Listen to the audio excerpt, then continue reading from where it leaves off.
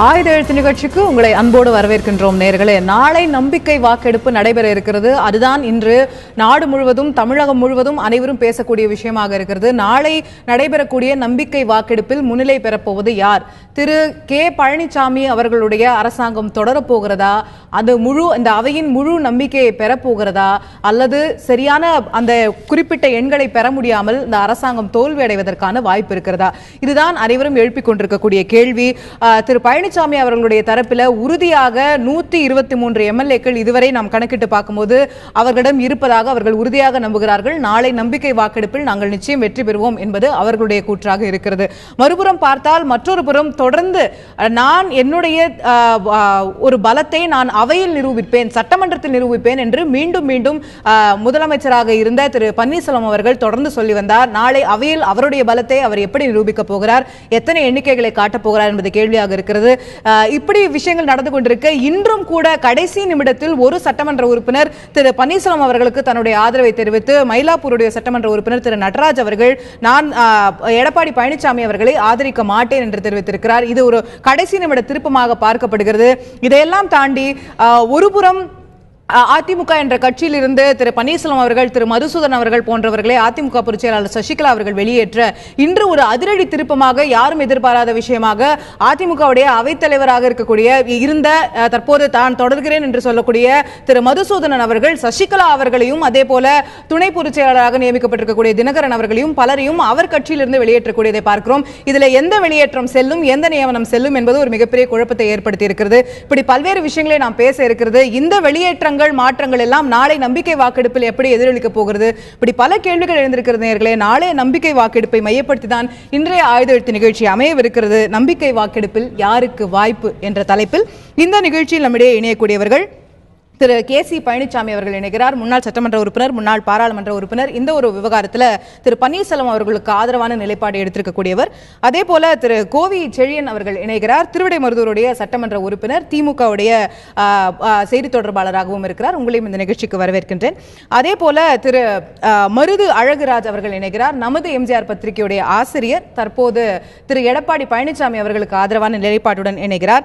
அதே போல நம்முடைய முன்னாள் அமைச்சர் திரு அரங்கநாயகம் அவர்களும் இருக்கிறார். அவருடைய பழுத்த அனுபவத்திலிருந்து நாளை நம்பிக்கை வாக்கெடுப்பு குறித்து பல்வேறு தகவல்களை நாம் பெறலாம் என்று நினைக்கிறேன். உங்களையும் இந்த நிகழ்ச்சிக்கு வரவேற்கின்றேன். நான் முதலாவதா திரு மருது அழகராஜிட்டேருந்து இந்த நிகழ்ச்சியை தொடங்க விரும்புகிறேன். 117 எம்எல்ஏக்கள் தேவை நாளைக்கு நம்பிக்கை வாக்கெடுப்பில் வெற்றி பெறறதுக்கு அப்படிங்கிற சூழ்நிலை இருக்கும்போது 10 எம்எல்ஏக்கள் இதுவரை திரு பன்னீர்செல்வம் அவர்களுக்கு ஆதரவு தெரிவித்திருந்தார்கள். அப்போ 124 அப்படிங்கிற எண்ணிக்கை உங்ககிட்ட இருந்தது. இன்னைக்கு கடைசி நிமிஷத்துல மயிலாப்பூர் எம்எல்ஏ மாறுறாரு. நாளைக்கு இதே மாதிரி இன்னைக்கு மயிலாப்பூர் எம்எல்ஏ மாறின மாதிரி நாளைக்கு இன்னொரு 8 எம்எல்ஏ மாறிட்டா கூட போதும். அவர்கள் ஆட்சி அமைக்கிறார்களோ இல்லையோ, திரு எடப்பாடி பழனிசாமி அவர்களுடைய ஆட்சிக்கு பெரும்பான்மை கிடைக்க முடியாத சூழ்நிலை ஏற்படுறதுக்கான வாய்ப்புகளை பார்க்க முடிகிறது. அப்போ இது ஒரு டஃப் ஃபைட்டா இருக்கு, ஒரு கடுமையான போட்டியா இருக்கு அப்படிங்கறத குறைஞ்சபட்சம் ஏற்பீங்களா? சூரிய வெளிச்சத்தில் தான் இலைகள் துளிர்க்கும் என்கிற விஞ்ஞான தத்துவத்தை தகர்த்து சந்திரனாலும் அது சாத்தியமாகும் என்று நிரூபித்த ராமச்சந்திரன் புரட்சி தலைவருடைய 100ஆண்டு பிறந்த நாள் நடந்து கொண்டிருக்கிறது. அவருடைய ஆன்மா பக்க துணை நிற்கும். இந்த இயக்கத்தை அழிப்பதற்கு எத்தனையோ இயக்கங்கள் பிறந்தன. நமது கழகம் தொடங்கி, நால்வரணி தொடங்கி, பாத்தி கட்டி பிரிக்க நினைத்த பாக்யராஜ் தொடங்கி எத்தனையோ பேர் முனைந்தார்கள். அத்தனையும் தோற்று போனது. நீங்கள் சொன்னீங்க 8 பேர் மாறின மாதிரி அப்படின்னு. நான் நினைக்கிறேன் திரு பன்னீரோடு இருக்கக்கூடியவர்கள் 8 பேர் நாளை மாறிவிடுவார்கள் என்பதுதான் உண்மை. அவங்க உங்க பக்கம் வந்துருவாங்க நிச்சயமாக. அந்த சட்டமன்றத்திலே புரட்சி தலைவி அம்மா அவர்கள் கர்ஜித்தார்களே, எனக்கு பின்னாலும் 100 ஆண்டுகளானாலும் அனைத்திந்திய அண்ணா திராவிட முன்னேற்ற கழகம்தான் தமிழகத்தை ஆடும் என்று அந்த மகராசி உதிர்த்த அந்த வார்த்தைகள் அவர்கள் மனதிலே வந்து போகும். நாளை வாக்களிப்பதற்கு முன்னால் அவர்களுடைய மனசாட்சியோடு அந்த தெய்வீக தேவதையினுடைய குரல் எதிரொலிக்கும். அதை கேட்டதற்கு பிறகு நிச்சயமாக இன்னொன்று பாருங்க, இந்த இயக்கத்தை நாளைக்கு அதிமுகவினுடைய அம்மா தேர்ந்தெடுத்த அம்மா ஊரெல்லாம் சென்று மக்களை சந்தித்து இரட்டைகளை சின்னத்திலே வாக்குகளை பெற்று போராடி உருவாக்கிய இந்த அரசாங்கத்தை போக வேண்டும் என்று திமுக நினைத்தால் அது அரசியல். திமுக நினைப்பதையே பன்னீர் நினைத்தால் அது துரோகம். இல்ல, அவங்க அதிமுக அரசாங்கம் போகணும்னு சொல்லல. திரு எடப்பாடி பழனிசாமி அவர்கள் தலைமையில் இருக்கிற அரசாங்கம் இன்னும் சொல்ல போனால் 89 89 பூக்களுக்கும் புன்னகையை கற்றுத்தந்த பொன்மனச்செம்மல் புரட்சி தலைவருடைய இயக்கம் இரண்டாக பிளவுபட்ட போது கூட அம்மாவின் அடிவை தாயே உங்களுடைய பாதத்தடம் தான் எனது வேதத்தடம் என்று பயணித்தவர் பழனிசாமி. இயக்கத்திற்கு அத்தனை சோதனைகள் வந்த போதும் 96 இந்த இயக்கத்தை பிளவுறுத்த போது வீடு வீடாக சென்று இயக்கத்தை பிளவுக்கு துணை போக கூடாது என்று பிரச்சாரம் செய்தவர், அம்மாவால் பாராட்டப்பட்டவர் எடப்பாடி பழனிசாமி. ஆக ஒரு நல்ல மனிதர், அம்மாவின் விசுவாசி, அம்மாவின் பாதத்தடத்தில் பயணித்த தடம் மாறாமல் சேவல் தொடங்கி இன்று வரை அம்மாதான் என் வாழ்க்கை, அம்மாதான் வேதம் என்று பயணித்த ஒருவரின் தலைமையிலே இந்த அரசு பாதுகாக்கப்படும். அம்மாவின் ஆட்சி நாளைய வாக்கெடுப்பில் வெற்றி பெறும். இந்த இயக்கம் அம்மா சொன்னது போல இந்த 4 வருடம் மட்டுமல்ல, நாளை வரும் காலமும் அனைத்து இந்திய அண்ணா திராவிட முன்னேற்ற கழகம் வீறுநடை போடும் என்பது சத்தியம். நீங்க ஒரு மிகப்பெரிய நம்பிக்கையை வெளிப்படுத்துறீங்க, நாளைக்கு நிச்சயமா நீங்க வெல்ல போறீங்க அப்படின்னு சொல்லி. நான் இதைத்தான் திரு பன்னீர்செல்வம் அவர்களுடைய ஆதரவாளராக இருக்கக்கூடிய திரு பழனிசாமி அவர்கள்ட்ட எடுத்துட்டு போக விரும்புறேன். பெயர்ல என்னமோ நீங்க அவர்களுக்கு ஆதரவா இருக்கீங்க, பட் இதுல பன்னீர்செல்வம் அவர்களுக்கு ஆதரவா இருக்கீங்க. அவர்கிட்ட கேட்ட கேள்வியோட வேற ஒரு வருஷம் தான் உங்ககிட்ட கேட்க விரும்புறேன். நாளைக்கு 8 எம்எல்ஏக்கள் திரு பன்னீர்செல்வம் அவர்களுக்கு ஆதரவளிச்சு இந்த பக்கம் வந்துட்டாலே கூட 117 அப்படிங்கிற அந்த மேஜிக் நம்பர் அவங்களால தொட முடியலன்னா கூட உங்களுடைய அணியால குறைஞ்சபட்சம் ஆட்சியை கலைக்க முடியுமே தவிர ஆட்சி அமைக்க முடியாத நிலை இருக்கிறது இல்லையா? முதல்ல அவர் அழகு மருதுராஜ் அவர்கள் சொன்னதுல மருது அழகுராஜ் அவர் சொன்னதுல ஒரு பதிவை நான் சரி பண்ணிடுறேன். இயக்கம் பிளந்தது 89 அல்ல. புரட்சி தலைவர் எம்ஜிஆர் அவர்கள் மறைந்தது 87ஆம் ஆண்டு. அப்பொழுது இந்த இயக்கம் ஜே என்று 2 அணிகளாக பிளந்தது. 88ஆம் ஆண்டு தேர்தலை 2 அணிகளாக சந்தித்தோம். அதற்கு பின்னாடி 88லேயே இந்த இயக்கம் இணைந்து விட்டது. அது 89 அல்ல. இது ஒன்று. அடுத்து 89ல தான் தேர்தல் வருது. 89 திமுக ஆட்சி வருது. 91ல திரும்ப 89ல தேர்தல் வருது. அதுக்கு பிறகு தான் இயக்கம் இணைந்தது. 89ல் தான் ஜே என்ற அணியை வைத்து அம்மா முதல் தேர்தலிலேயே எதிர்க்கட்சி தலைவராக தேர்வு செய்யப்பட்டார். தேர்தலுக்கு பிறகு தான் திரும்ப இரட்டை எலெக்ஷன் 89ல தான் அந்த பாராளுமன்ற அந்த எலெக்ஷன் இதெல்லாமே நடக்குது. இது நடக்க போற தேர்தல் இவர் ஏதோ அம்மா அவர்களுடைய ஆட்சி நடந்து கொண்டு இருப்பது போலவும் ஏதோ அம்மா அவர்களுக்கு ஒரு துரோகம் செய்துவிட்டு சில பேர் வெளியே சென்றிருக்கிறது போன்ற ஒரு தோற்றத்தை அவர் உருவாக்குகிறார். அது உண்மை அல்ல. இன்றைக்கு இந்த தர்ம யுத்தமானது புரட்சி தலைவர் எம்ஜிஆர் அவர்கள், புரட்சி தலைவி அம்மா அவர்களுடைய விசுவாசிக்கும் திருமதி சசிகலா அவர்களுடைய விசுவாசிக்கும் நடக்கக்கூடிய ஒரு தர்ம யுத்தம். திருமதி சசிகலா அவர்கள் 2012ஆம் ஆண்டு இந்த இயக்கத்திற்கு உள்ளே வந்த பொழுது அம்மா அவர்களுக்கு ஒரு கடிதத்தை கொடுத்தார்கள். அந்த கடிதத்திலே தானோ தன்னுடைய குடும்ப உறுப்பினர்களோ நேரடியாகவோ மறைமுகமாகவோ எந்த ஒரு சூழ்நிலையிலும் இந்த இயக்கத்திற்குள்ளேயோ அல்லது ஒரு அரசியல் பதவிகளுக்கோ வரமாட்டோம் என்ற ஒரு உத்தரவாதத்தின் அடிப்படையிலேயே அவர் மட்டுமே இந்த இயக்கத்திற்குள் அனுமதிக்கப்பட்டார். இரண்டாவது, புரட்சி தலைவர் அண்ணா திராவிட முன்னேற்ற கழகத்தை எந்த நோக்கத்துக்காக தோற்றுவித்தார்? ஒரு குடும்ப ஆட்சி இருக்கக்கூடாதுங்கிறதுக்கு மட்டும்தான் அவர் அண்ணா திராவிட முன்னேற்ற கழகத்தையே தோற்றினார். அதே மாதிரி அம்மா அவர்கள் ஒவ்வொரு தேர்தல் பிரச்சாரத்திலையுமே முன்வைத்த ஒரே ஒரு முழுமையான ஒரு கருத்து, குடும்ப ஆட்சி இருக்கக்கூடாது. உங்களோட பாயிண்ட்ஸ் நான் புரிஞ்சுக்கிறேன். இதுதான் உங்களுடைய தரப்புல இருக்கிறவங்க தொடர்ந்து பல்வேறு மேடைகள்ல வலியுறுத்தி பேசி வரீங்க. என்னோட கேள்வி, நாளை நடக்கக்கூடிய நம்பிக்கை வாக்கெடுப்புல குறைஞ்சபட்சம் நீங்க அவர்கிட்ட கேட்டது போல 8 எம்எல்ஏக்கள் உங்க பக்கம் வந்தாலுமே கூட ஆட்சி கவிழும், உங்களால் ஆட்சி அமைக்க முடியுமாங்கிறத கேள்வி. நிச்சயமா நாங்க ஆட்சி அமைப்போம். அந்த எம்எல்ஏக்கள் எங்களுக்கு ஆதரவை அளிப்பார்கள். இப்போ வரைக்கும் நடராஜ் அவர்கள் சேர்த்து 11 எம்எல்ஏக்கள் தான் இருக்காங்க. இல்ல, அதாவது அவங்க ஒருவேளை திரு பழனிசாமி அவர்களுக்கு வாக்களித்தால் அந்த குடும்ப ஆட்சிக்கு வாக்களிக்கிற மாதிரி தான் அது இருக்கும். அப்ப திமுகவுக்கு வாக்களிக்கிறதுக்கும் பழனிசாமி அவர்களுக்கு வாக்களிக்கிறதுக்கும் எந்த விதமான பெரிய வித்தியாசமும் கிடையாது. அவர் சொன்ன மாதிரி நிச்சயமா புரட்சி தலைவர் எம்ஜிஆருடைய ஆன்மா, அம்மாவுடைய ஆன்மா, அவர்களது மனசாட்சி அவர்களுக்கு ஒரு நல்ல வழியை, நேர்மையான வழியை காட்டும். ஓபிஎஸ் அவர்களது தலைமையிலே இந்த இயக்கம் ஆட்சியை அமைக்கும். ரெண்டு பேருமே எம்ஜிஆருடைய ஆன்மாவும் ஜெயலலிதா அவர்களுடைய ஆன்மாவும் உங்க பக்கம் இருக்கிறதா சொல்றீங்க. நாளைக்கு வாக்கெடுப்புல தான் தெரிய போகுது. நான் திரு அரங்கநாயகத்துக்கிட்ட இந்த விஷயத்தை கொண்டு போக விரும்புறேன். ஒரு சின்ன நடைமுறை ரீதியான சில சந்தேகங்கள் எனக்கு எழுது. உங்களுடைய அனுபவத்தில இருந்து அதுக்கான பதில்களை கூட நான் பெறலாம் அப்படின்னு நினைக்கிறேன். இந்த நம்பிக்கை வாக்கெடுப்பு அப்படின்னு சொல்லும் போது ஏற்கனவே திரு பன்னீர்செல்வம் அவர்களும் திரு பாண்டியராஜன் அவர்களும் கட்சியிலிருந்து நீக்கப்பட்டிருக்கிறதா பொதுச் செயலாளர் இருக்கக்கூடிய சசிகலா அவர்கள் அறிவிச்சிருக்காங்க. இப்போ நாளைக்கு இந்த அவர்கள் கூட இருக்கிற மற்ற இன்னொரு 9 எம்எல்ஏக்கள் இன்னும் கட்சியில இருந்து நீக்கப்படல, அதிமுக எம்எல்ஏக்களா தான் இருக்காங்க அப்படின்னும் போது நாளைக்கு அவர்கள் மாற்றி வாக்களித்தார்களே ஆனால் இந்த கொறடா உத்தரவு இன்னைக்கு அனைவரும் திரு பழனிசாமி அவர்களை ஆதரிக்க வேண்டும்னு இருக்கு. இந்த கொறடா உத்தரவு அந்த 9 எம்எல்ஏக்களுக்கு பொருந்துமா பொருந்தாதா? பழனிசாமி கொண்டு வருகிற நம்பிக்கை தீர்மானம் தோல்வியுற்றால் எல்லா பிரச்சனைகளுக்கும் ஒரு முடிவு ஏற்பட்டுவிடும். அதற்கு பிறகு இந்த பேச்சுக்கு இடமில்லை.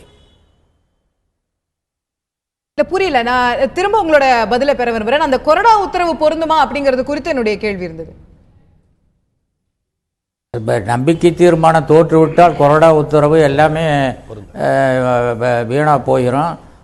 அதுக்கப்புறம் அடுத்த கட்டத்துக்கு சட்டசபை நகர்ந்து செல்ல வேண்டும். நம்பிக்கை தீர்மானம் தோக்கணும்னா நீங்க சொல்றது போல அவங்க வந்து 117க்கு கீழே பெறணும், என்ன 116க்கு கீழே பெறணும். அப்படி பெறணும்னா கிட்டத்தட்ட இப்போ இருக்கக்கூடிய 11 பிளஸ் ஒரு 8 எம்எல்ஏக்கள் 19 எம்எல்ஏக்கள் ஆட்சிக்கு எதிராக வாக்களிக்கணும், நம்பிக்கை வாக்கெடுப்புக்கு எதிராக வாக்களிக்கணும். அப்படி எதிராக வாக்களிக்கக்கூடிய எம்எல்ஏக்களுடைய பதவி பறிபோகுமா? பதவி பறிபோகிற வாய்ப்பு அநேகமா இருக்காது என்று கருதுகிறேன். எப்படி சொல்றீங்க? எதை வச்சு அந்த மாதிரி இருக்காதுன்ற கன்க்ளூஷனுக்கு நம்ம வர முடியும்? இது ஒரே கட்சிக்குள்ள நடக்கிற மாறுதல். ஒருத்தர் வேண்டும்னு சொல்றாங்க, ஒருத்தர் வேண்டாம்னு சொல்றாங்க. ஓகே. பட் இது ஒரே கட்சிக்குள்ளேயே அவங்க வேற ஒரு நிலைப்பாடு எடுத்து கட்சி மாறினாதான் அது பொருந்தும் அப்படின்ற மாதிரி எடுத்துக்கலாமா? வேற கட்சி மாறுது. கட்சி தாவல் சட்டம்ங்கிறது இல்ல, கட்சி தாவல் சட்டம்ங்கிறது கட்சியிலிருந்து இன்னொரு கட்சிக்கு போற மாதிரி வரணும். இது அந்த மாதிரி சூழ்நிலை இதுல வர்றதில்லை. அது மட்டுமல்ல, எடப்பாடி பழனிசாமி பொறுத்த மட்டும் எனக்கு நன்கு அறிமுகமான நண்பர் தான். அவர் முதலமைச்சராக வருவதில் எனக்கு மிகுந்த மகிழ்ச்சி தான். ஆனால் அவர் ஒரு பினாமியாக செயல்படப் போகிறார் என்கிற அச்சம்தான் இப்பொழுது இந்த நம்பிக்கை தீர்மானம் தோற்கடிக்கப்பட வேண்டும் என்ற கருத்து எனக்கு ஏற்பட்டது. இன்னும் சொல்ல போனால் புரட்சி தலைவி ஜெயலலிதா அவர்களிடம் முதலாக இந்த அம்மா வேண்டாம் என்று சொன்னவன் நான். அதனாலே அந்த கட்சியிலிருந்தே வெளியேற வேண்டிய சூழ்நிலையை ஏற்படுத்தி விட்டார்கள். ஆகவே அவர்கள் அந்த கட்சியில் இருந்த மூத்த அரசியல் தலைவர்களை எல்லாம் ஒருவர் பின் ஒருவராக வெளியேற்றிவிட்டு தனக்கு கையிலே கிடைத்த அடிமைகளை எல்லாம் எம்எல்ஏக்களாகவும் பொறுப்பாளராகவும் கொண்டு வந்து இன்றைய தினம் கட்சியே கைப்பற்றி கொண்டு ஜெயிலில் இருந்து நான் ஆட்சியையும் கட்சி நடத்துவேன் என்று ஒரு பெண்மணி சொல்கிறார் என்றால் தமிழ்நாட்டினுடைய மானம் பறிபோகிறது என்ற அர்த்தம். எல்லா ஆங்கில சேனல்களிலேயும் கூட இது பற்றி பேசுகிற போது சசி ஜெயல் ராஜ் என்று சொல்லுகிற அளவிற்கு ஒரு மானங்கெட்ட நிலைமை இந்த எம்எல்ஏக்கள் ஏற்படுத்தி இருக்கிறார்கள். என்னை பொறுத்த வரைக்கும் இந்த சட்டசபை கலைத்து விடுவதே மேல். அங்கே போய் கடத்தப்பட்ட நிலையில் 3 நேரமும் அங்கே விருந்து சாப்பிட்டு கொண்டு பணத்தை வாங்கி கொண்டு பகிரங்கமாக குதிரை பேரம் நடந்து கொண்டிருக்கிறது. இதை கேட்பதற்கு தேர்தல் ஆணையம் முன்வரவில்லை, மத்திய அரசும் முறவில்லை. இன்றைக்கு அதே நிலைமை மற்ற மாநிலங்களிலேயும் மத்தியிலேயும் ஏற்பட்டால் ஜனநாயகம் என்ன ஆவது? புரிஞ்சுக்கிட்டேன். உங்களுடைய நிலைப்பாடை உங்களுடைய கருத்துக்களை நீங்க சொல்றீங்க. ஆனா சில கடுமையான வார்த்தைகளை தவிர்க்கணும்னு நான் கேட்டுக்கிறேன். நீங்க பல 2-3 கடுமையான வார்த்தைகளை குறிப்பிட்டிருக்கீங்க. அந்த வார்த்தைகளை ஏற்க முடியாது. உங்களுடைய கருத்தை நான் புரிஞ்சுக்கிறேன். அந்த வார்த்தைகளை திரும்ப நான் ரிப்பீட் பண்ண விரும்பல. If you want to go for a short rebuttal sir. Yes. அதாவது ஒரு மூத்த அமைச்சராக இருந்தவர், பண்பாட்டையும் கல்வியையும் போதிக்கக்கூடிய கல்வி அமைச்சராக அவர் இருந்திருக்கிறார். ஆச்சரியமாக இருக்கிறது அவர் பயன்படுத்திய வார்த்தைகள். அவதூறு நாயகமாக இன்றைக்கு காட்சியிருக்கிறார், அரங்கநாயகமாக நான் பார்க்கவில்லை. அவரே சொல்லிட்டார், என்னை வெளியேற்றினதால். தமிழ்நாட்டு அரசியல் சாசனத்தினுடைய அடிப்படையில் ஒரு பதில் இல்லை. தான் வெளியேற்றப்பட்டேன், நான் வெளியே போயிட்டேன், என்ன துரத்திட்டாங்க. ஆக பாதிக்கப்பட்டவருடைய புலம்பலும் எரிச்சலும் தான் அவருடைய பேச்சிலே வந்தது. அவர் சொல்கிறார், சிறைக்கூடத்திலிருந்து குதிரை பேரம் நடத்துகிறார் என்று. அந்த ஆட்சியை குறிப்பாக அம்மாவினுடைய அரசியலை, அம்மாவின் புகழை இனிமே பாருங்க, பாரத ரத்னா என்று எங்கள் அம்மாவிற்கு பாரத ரத்னா பட்டம் தாருங்கள் என்று நாங்கள் கேட்க முடியாதாம். அம்மாவினுடைய பெயரை அரசு திட்டங்களுக்கு அண்ணா மறுமலர்ச்சி திட்டம், டாக்டர் சுப்புலட்சுமி மகப்பேறு மருத்துவ திட்டம் என்றெல்லாம் பல திட்டங்களுக்கு அம்மா பெயர் வைத்தார்கள். ஆனால் அம்மாவுடைய பெயரை எந்த திட்டங்களுக்கும் நாங்கள் வைக்க முடியாதாம். ஆக பாட புத்தகங்களிலே அம்மாவுடைய குறிப்புகள் இடம்பெறாதாம். அம்மாவுக்கு ஜெயலலிதா நகர் என்று ஒரு முனிசிபாலிட்டிகள் கூட, ஒரு நகருக்கு கூட பெயர் வைக்க முடியாதாம் என்றெல்லாம் பேசக்கூடிய இத்தனை பாதிப்புகள் வந்திருக்கிறதே. இதற்கெல்லாம் இந்த பாதிப்புகளை உருவாக்குவதற்காக நான் நினைக்கிறேன், திட்டமிட்டே ஒரு தீர்ப்பின் மூலம் இந்த கட்சியின் ஆயுளையே தீர்ப்பதற்காக இல்ல, முயற்சித்திருக்கிறார்களோ? நீதிமன்றத்தை நம்ம கேள்வி இல்ல, கேட்க நான் முடியாது. இல்ல நான் என்ன சொல்ல வரேன், உச்சநீதிமன்றத்தையே நம்ம நான் கேள்வி தீர்ப்பை கேட்க தவறாக சொல்லவில்லை, தீர்ப்பை விமர்சிக்கவில்லை. அது வந்த வேகம், அதற்காக ஆளுநர் காத்திருந்த காத்திருப்பு, இவையெல்லாம் பார்க்கிற போது இதுவே லேட்னு சொல்றாங்க இல்ல, நிறைய பேர். இவையெல்லாம் ஜட்ஜ்மென்ட் ரிசர்வ் ஆனது இல்ல, ஜூன் மாசம். இவையெல்லாம் பார்க்கிற போது ஒரு பெண்ணுக்காக நடத்தப்பட்டிருக்கும் மிக பெரும் சதி வலைகளாகத்தான் இதை நான் பார்க்கிறேன். சிறையில் இருந்து கொண்டு அவர் சொல்கிறார், சிறையில் இருந்து கொண்டு குதிரை பேரம் என்று. ஒரு கருத்து. நான் தீர்ப்பை தவறாக சொல்லவில்லை, தீர்ப்பை சதியாக சொல்லவில்லை. நீங்க நல்லா புரிஞ்சுக்கணுமா, ஒரு தீர்ப்பை நான் தவறுன்னு சொல்லல. 5ஆம் தேதி கழகத்தினுடைய பொதுக்குழுவில் சட்டமன்றத்தினுடைய குழு தீர்மானத்தில் அனைத்து இந்திய அண்ணா திராவிட முன்னேற்ற கழகத்தினுடைய குழு தலைவராக அவர் தேர்ந்தெடுக்கப்படுகிறார் 5ஆம் தேதி.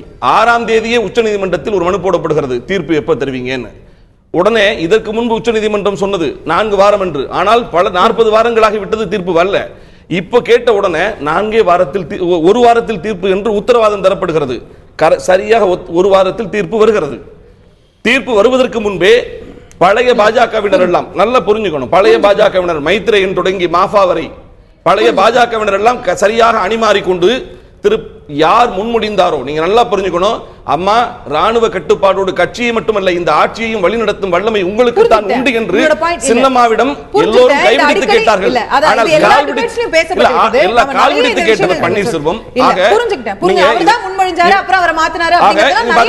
இந்த கோர்வைகளை எல்லாம் நீங்கள் வைத்து பாருங்கள். இதன் பின்னால் சதியும் பேரமும் நடந்திருப்பது எதிரணிகளிடம் துரோகத்திடம் தானே தவிர இந்த இயக்கத்தில் இல்ல. இந்த அம்மா அமைத்த ஆட்சியை காப்பாற்றுவதற்கு 125 களப்போராளிகள் இன்றைக்கு இந்த சட்டமன்ற உறுப்பினர்கள் வந்து போராடி கொண்டிருக்கிறார்கள். நம்மிடையே இணையக்கூடிய பத்திரிகையாளர் திரு கோமல் அன்பரசு அவர்களின் நிகழ்ச்சிக்கு வரவேற்கின்றேன். உங்கள்கிட்ட வரதுக்கு முன்னாடி நான் திமுகவை சேர்ந்த திரு கோவி செழியன் அவர்களிடத்தில் கேட்க விரும்பக்கூடிய விஷயம், திரு பழனிசாமி அவர்கள் பதவியேற்ற உடனே 15 நாளைக்குள்ள பெரும்பான்மையை நிரூபிக்கணும் அப்படின்னு சொல்லும்போது திமுக ஒரு ஐயப்பாட்டை வெளிப்படுத்தியது. 15 நாள்னு சொல்லும்போது குதிரை பேரங்கள் நடப்பதற்கான வாய்ப்புகள் இருக்கிறதோ அப்படின்னு. இப்போ உடனே 2 நாட்கள்லேயே நடந்துருது அப்படிங்கிறதுனால அதற்கான வாய்ப்புகள் ரொம்பவும் குறைஞ்சிருக்கு அப்படிங்கறத எடுத்துக்கலாமா? குதிரை பேரத்திற்கான வாய்ப்புக்குரிய நாள்கள் குறைந்திருக்கிறது என்ற கருத்தை விட, இந்த விவாதத்தின் துவக்கத்திலேயே மரியாதைக்குரிய சசிகலா தரப்பினுடைய ஆதரவாளர்கள், அண்ணன் OPS ஆதரவாளர்கள், முன்னாள் அமைச்சருடைய கருத்துக்களை எல்லாம் தொகுத்து கேட்ட நீங்கள், ஒரு பிரதானப்பட்ட எதிர்க்கட்சியாக திராவிட முன்னேற்ற கழகம் 98 வாக்குகளை எதிர்க்கட்சியில் ஆளுகிற கட்சியை எதிர்த்து பெற்ற ஒரு கட்சி 1% வாக்கு வித்தியாசத்தில் ஆட்சி கட்டில் ஏறுவதற்கான வாய்ப்பை தக்க வைத்துக் கொள்ளாத ஒரு சூழ்நிலை எழுந்த இந்த நிலையில், இந்த இரு அணி பிரிந்த நிலையில், உதாரணத்திற்கு மாண்புமிகு முன்னாள் முதலமைச்சர் செல்வி ஜெயலலிதா மறைவுக்கு பிறகு OPS முதலமைச்சராக தேர்வு செய்யப்பட்டு, அதன் பிறகு திருமதி சசிகலா பொதுச்செயலாளராக தேர்வு செய்யப்பட்டு, அவரே கட்சியினுடைய சட்டமன்ற தலைவராக தேர்வு செய்யப்பட்டு, இடையிலே தீர்ப்பு வெளியாகி எடப்பாடி பழனிசாமி முதலமைச்சராக தேர்வு செய்யப்பட்டு 9 தினங்கள் 10 தினங்கள் தமிழகத்தில் யார் யாரிடம் என்ன சூழல் என்று நாடே கதிகலங்கி இருக்கக்கூடிய சூழ்நிலையிலும் திராவிட முன்னேற்ற கழகத்தினுடைய சட்டமன்ற எதிர்க்கட்சி தலைவர், நாங்கள் கொல்லைப்புற வழியாக ஆட்சி கட்டில் ஏற அமரவில்லை, அதை நாங்கள் விரும்பவில்லை.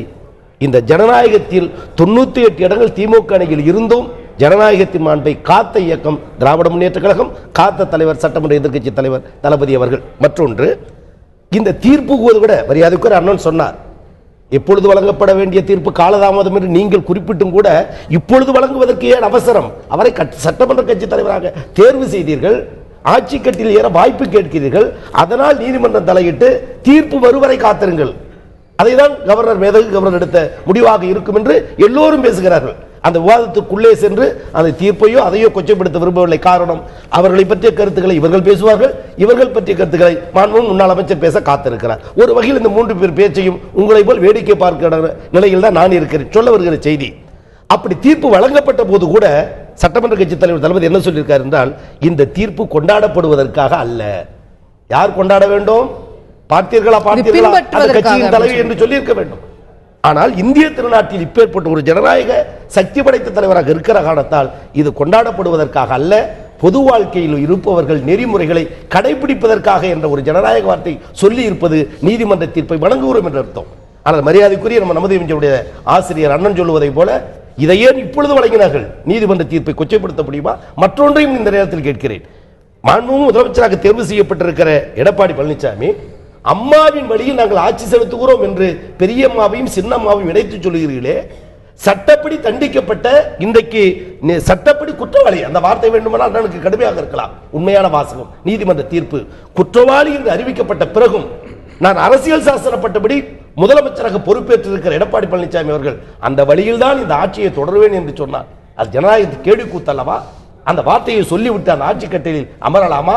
எனவே இந்த நிலையிலும் இன்றைக்கு நடந்த சட்டமன்ற உறுப்பினர் கூட்டத்தில் கூட எதிர்க்கட்சி தலைவர் தளபதி சொல்லியிருக்கிறார், நாளைய சட்டமன்ற கூட்டத்தில் பங்கேற்போம், அங்க இருக்கிற சூழலுக்கு ஏற்ப திராவிட முன்னேற்ற கழகம் தக்க முடிவெடுக்கும் என்று எதிர்த்து வாக்களிப்போம் அப்படிங்கறத உங்களுடைய நிலையா? திராவிட முன்னேற்ற கழகத்துடைய பழனிசாமி அவர்களுக்கு பங்கேற்கிறோம். அதன் பிறகு திராவிட முன்னேற்ற கழகத்துடைய தலைமை, எங்கள் சட்டமன்ற கட்சி தலைவர், துணைத் தலைவர், கொறடா போன்றவருடைய முடிவு நாளைக்கு சட்டமன்றத்தினுடைய பணிகளை நாளைக்கு எதிர்த்து வாக்களிக்க தானே 99% வாய்ப்பு இருக்க முடியும், ஆதரிக்க வாய்ப்பு இருக்க முடியும். வாய்ப்பு இருக்கிறதா இல்லையா என்பது நாளைய சட்டமன்ற கூட்டத்தோடு எங்கள் தலைமையினுடைய முடிவு, அதற்கேற்ப சட்டமன்ற உறுப்பினர்கள் கடமையாக்கும்.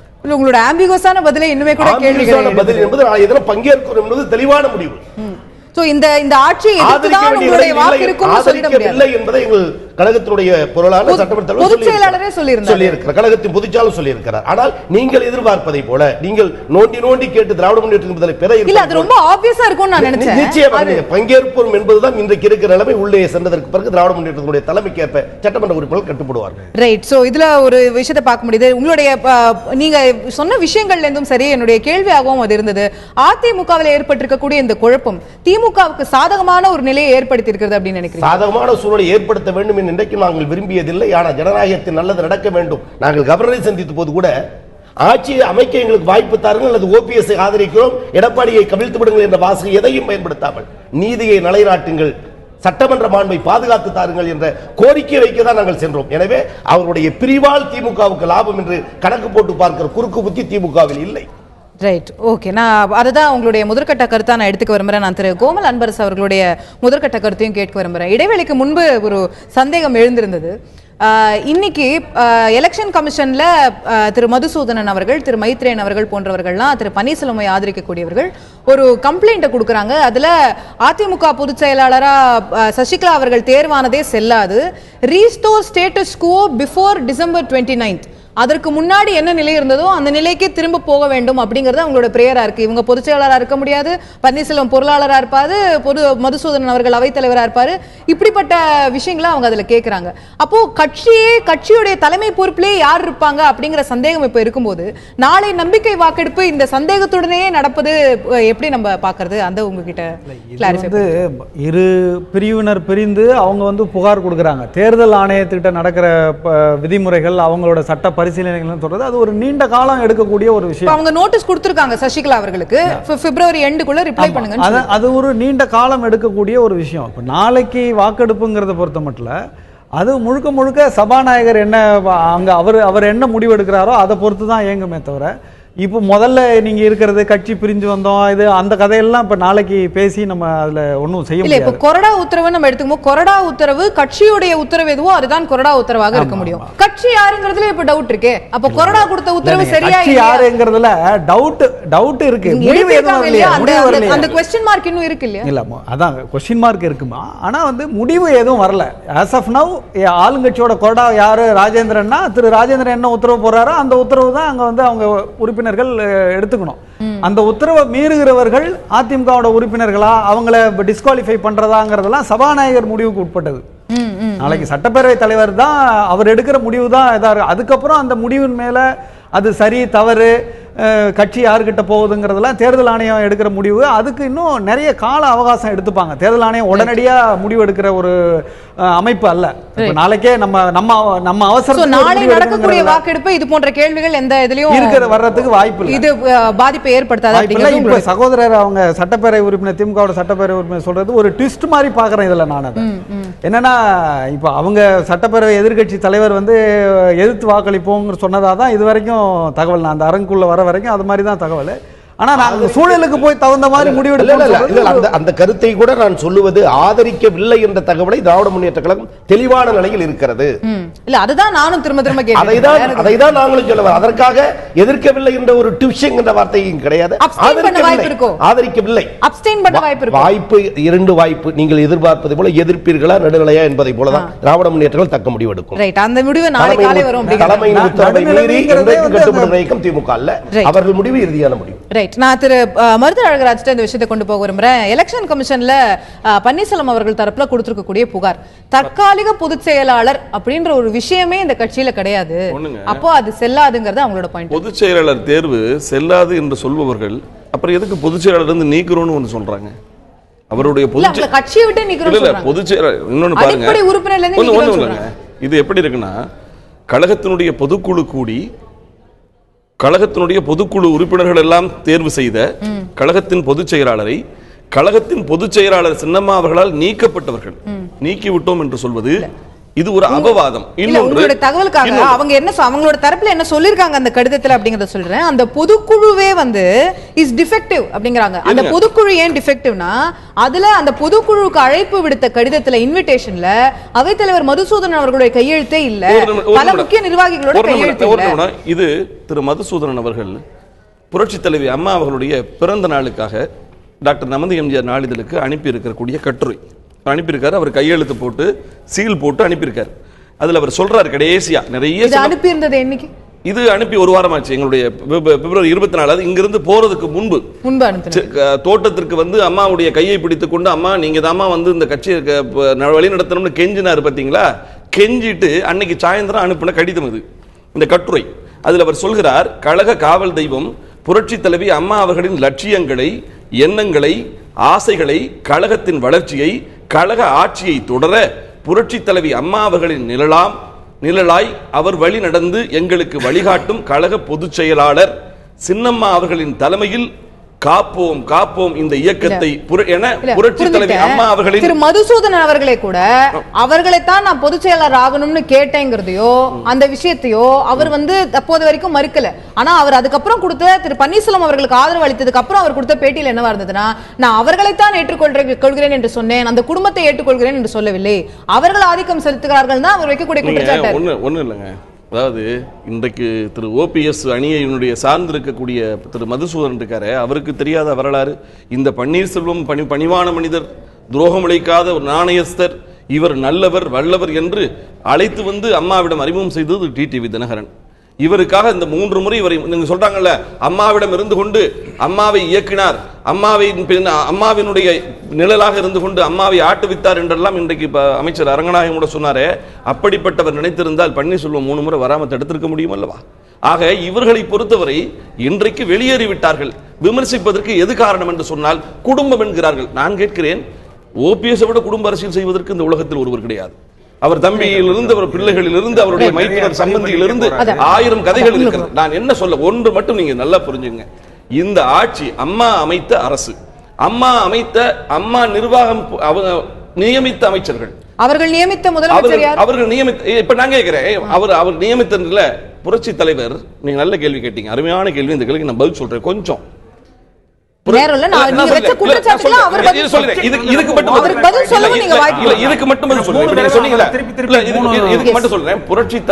புரட்சி தலைவி அம்மா நியமித்த முதலமைச்சர் என்று சொன்னீங்களே, புரட்சி தலைவர் எம்ஜிஆர் கூட தனக்கு பின்னால் அவர் பொறுப்பை ஒப்படைத்துட்டு போனது நாவலர்கிட்ட தான்.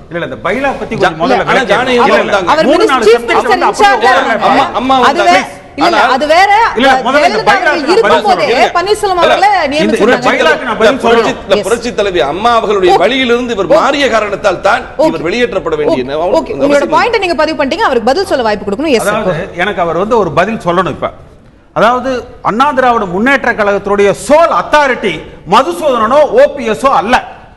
அண்ணா திராவிட முன்னேற்ற கழகத்தினுடைய பைலாப்படி கொடிப்பிடிக்கும் தொண்டன் முடிவெடுப்பான். 1,60,00,000 தொண்டர்கள் வாக்களித்து இந்த கட்சியினுடைய பொதுச் செயலாளர் என்பவர் தேர்ந்தெடுக்கப்பட வேண்டும். அவர் சொல்கிறார் பொதுக்குழு கூடி தேர்ந்தெடுத்தது என்று. அந்த பொதுக்குழுவிலே நீங்கள் விளம்பரம் கொடுத்தீர்களா? பொதுச் செயலாளருக்கு நாங்கள் தேர்தல் நடத்துகிறோம், அம்மா அவர்கள் பொது விளம்பரம் கொடுப்பார்கள், பொதுச் செயலாளருக்கு தேர்தல் நடக்கிறது, யாரெல்லாம் என்னை எதிர்த்து போட்டியிடுகிறீர்களோ வாங்கள் என்று. அதுபோல திருமதி சசிகலா அவர்கள் ஒரு அறிவிப்பை வெளியிட்டார்களா? நான் முடிச்சிடுறேன், அப்புறம் நீங்க பேசுங்க. வழக்கமா எந்த சேனல்லையுமே ஒருத்தர் பேசும்போது நான் குறுக்கிட மாட்டேன். நான் முடிச்சிடறேன், அப்புறம் நீங்க என்ன வேணாலும் சொல்லுங்க, அதுக்கு பூரா நான் பதில் சொல்றேன். அப்ப அந்த அந்த எந்த இடத்துலயுமே அவங்க வந்து ஒரு விளம்பரம் வந்து தேர்தலை முறைப்படி வந்து அறிவிக்கல. அந்த பொதுக்குழுன்னு சொல்லி ஒண்ணு இவங்க கூட்டினாங்க. அந்த குழுவுல எங்களுடைய அண்டர்ஸ்டாண்டிங், ஒரு குறிப்பிட்ட தரப்பினர் இவர்களை வந்து ஒரு வேட்பாளராக, அவங்க தரப்பு ஒரு வேட்பாளராகத்தான் முன்மொழிஞ்சிருக்கிறாங்க. இடைக்கால பொதுச் செயலாளர் என்ற ஒரு அமைப்பே அந்த சட்ட விதிகளில், அண்ணா திராவிட முன்னேற்ற கழக விதிகளில் கிடையாது. ஆனா அவர் வைக்கிற ஒரே வாதம் என்னன்னா, மதுசூதனனே ஏத்துக்கிட்டார், ஓபிஎஸ் ஏத்துக்கிட்டார். அவங்க டிசம்பர் 29 அவங்க அந்த பொறுப்புக்கு வர்றாங்க. ஜனவரி 1 டிராஃப்ட் பண்ணி ஜனவரி 6 நான் எலெக்ஷன் கமிஷனுக்கு அனுப்பிச்சிருக்கேன். லீகல் ஃபார்மேட்ல ஜனவரி 20 நான் அனுப்பிச்சிருக்கிறேன். என் வாழ்க்கையில 35 வருஷம் நான் அண்ணா திராவிட முன்னேற்ற கழகத்தில் இருக்கிறேன். இந்த இந்த இந்த ரெட்டாலியில நின்று நான் எம்எல்ஏ ஆயிருக்கிறேன், எம்பி ஆயிருக்கிறேன். திருமதி சசிகலா அவர்களை இன்னைக்கு வரைக்கும் நான் பார்த்தது கிடையாது. என்ன போலவே இந்த இயக்கத்தில் 1.5 கோடி தொண்டர்கள் திருமதி சசிகலா அவர்களை பார்த்ததே கிடையாது. நாங்க ஏத்துக்கல. உங்களுக்கு தைரியம் இருந்தால், திராணி இருந்தால், நீங்கள் உடனடியாக பொதுச் செயலாளர் தேர்தல் நடத்துங்கள். உங்க 1.5 கோடி தொண்டர்கள் ஒரு புதிய பொதுச் செயலாளர் தேர்ந்தெடுப்பார்கள். அதற்கு பின்னாலே அனைத்து சட்டமன்ற உறுப்பினர்களும் அண்ணன் ஓபிஎஸ் தலைமையிலே அணிவகுப்பார்கள். நீங்கள் அழகு தமிழிலே பேசுகிறீர்கள், அது இப்ப விவாதம் அல்ல. இதற்கு நீங்கள் பதில் சொல்லுங்க. தொண்டர்களிடையே அவர்களுக்கான ஏற்பு இல்லைங்கிறது அவருடைய பிரதான பாயிண்ட். எனது சுமாரான தமிழை அழகு தமிழ் என்று சொன்னதுக்கு முதல்ல நன்றி. ரொம்ப ஆவேசமா அவர் பேசினாரு. பொதுக்குழு செல்லாது, முறையான அறிவிப்பு இல்லை. முறையான அறிவிப்பு இல்லை, சரி அறிவிப்பு இல்லைங்கிறீங்கல்ல, முறையான பொதுக்குழு இல்லைங்கிறீங்கல்ல, அந்த பொதுக்குழுவிலேயே நீங்கள் ஆட்சேபனை தெரிவித்திருக்கலாமே. ஒவ்வொரு தொண்டருக்கும் அதுல வந்து ஒரு சே இருக்கு அப்படிங்கறது ஒரு பாயிண்டா இருக்கு. திரு பன்னீர்செல்வம் அவர்களே திரு மருசூன் அவர்களே பத்தி கூட அவர் பேசுறார். அதாவது ஒரு சகாப்தத்தினுடைய மறைவுக்கு பிறகு ஒரு இயக்கம் வழி நடத்துகின்ற தேர்தல் நடத்துறதுக்கு நீங்க தயாரா இருக்கீங்களா? அதுக்கு பதில் சொல்லுங்க. தேர்தல் தேதி நீங்க அறிவிங்க. பிறர் பேசுகிற போது இடைமறிக்கிற பழக்கமே எனக்கு இல்லை என்று சொன்னவர் ஏன் பிடிக்கத்துல இருந்தது? முதல்ல நீங்க அமைதியா இருங்க. உங்க பாலிசியை நீங்களே மீறக்கூடாது.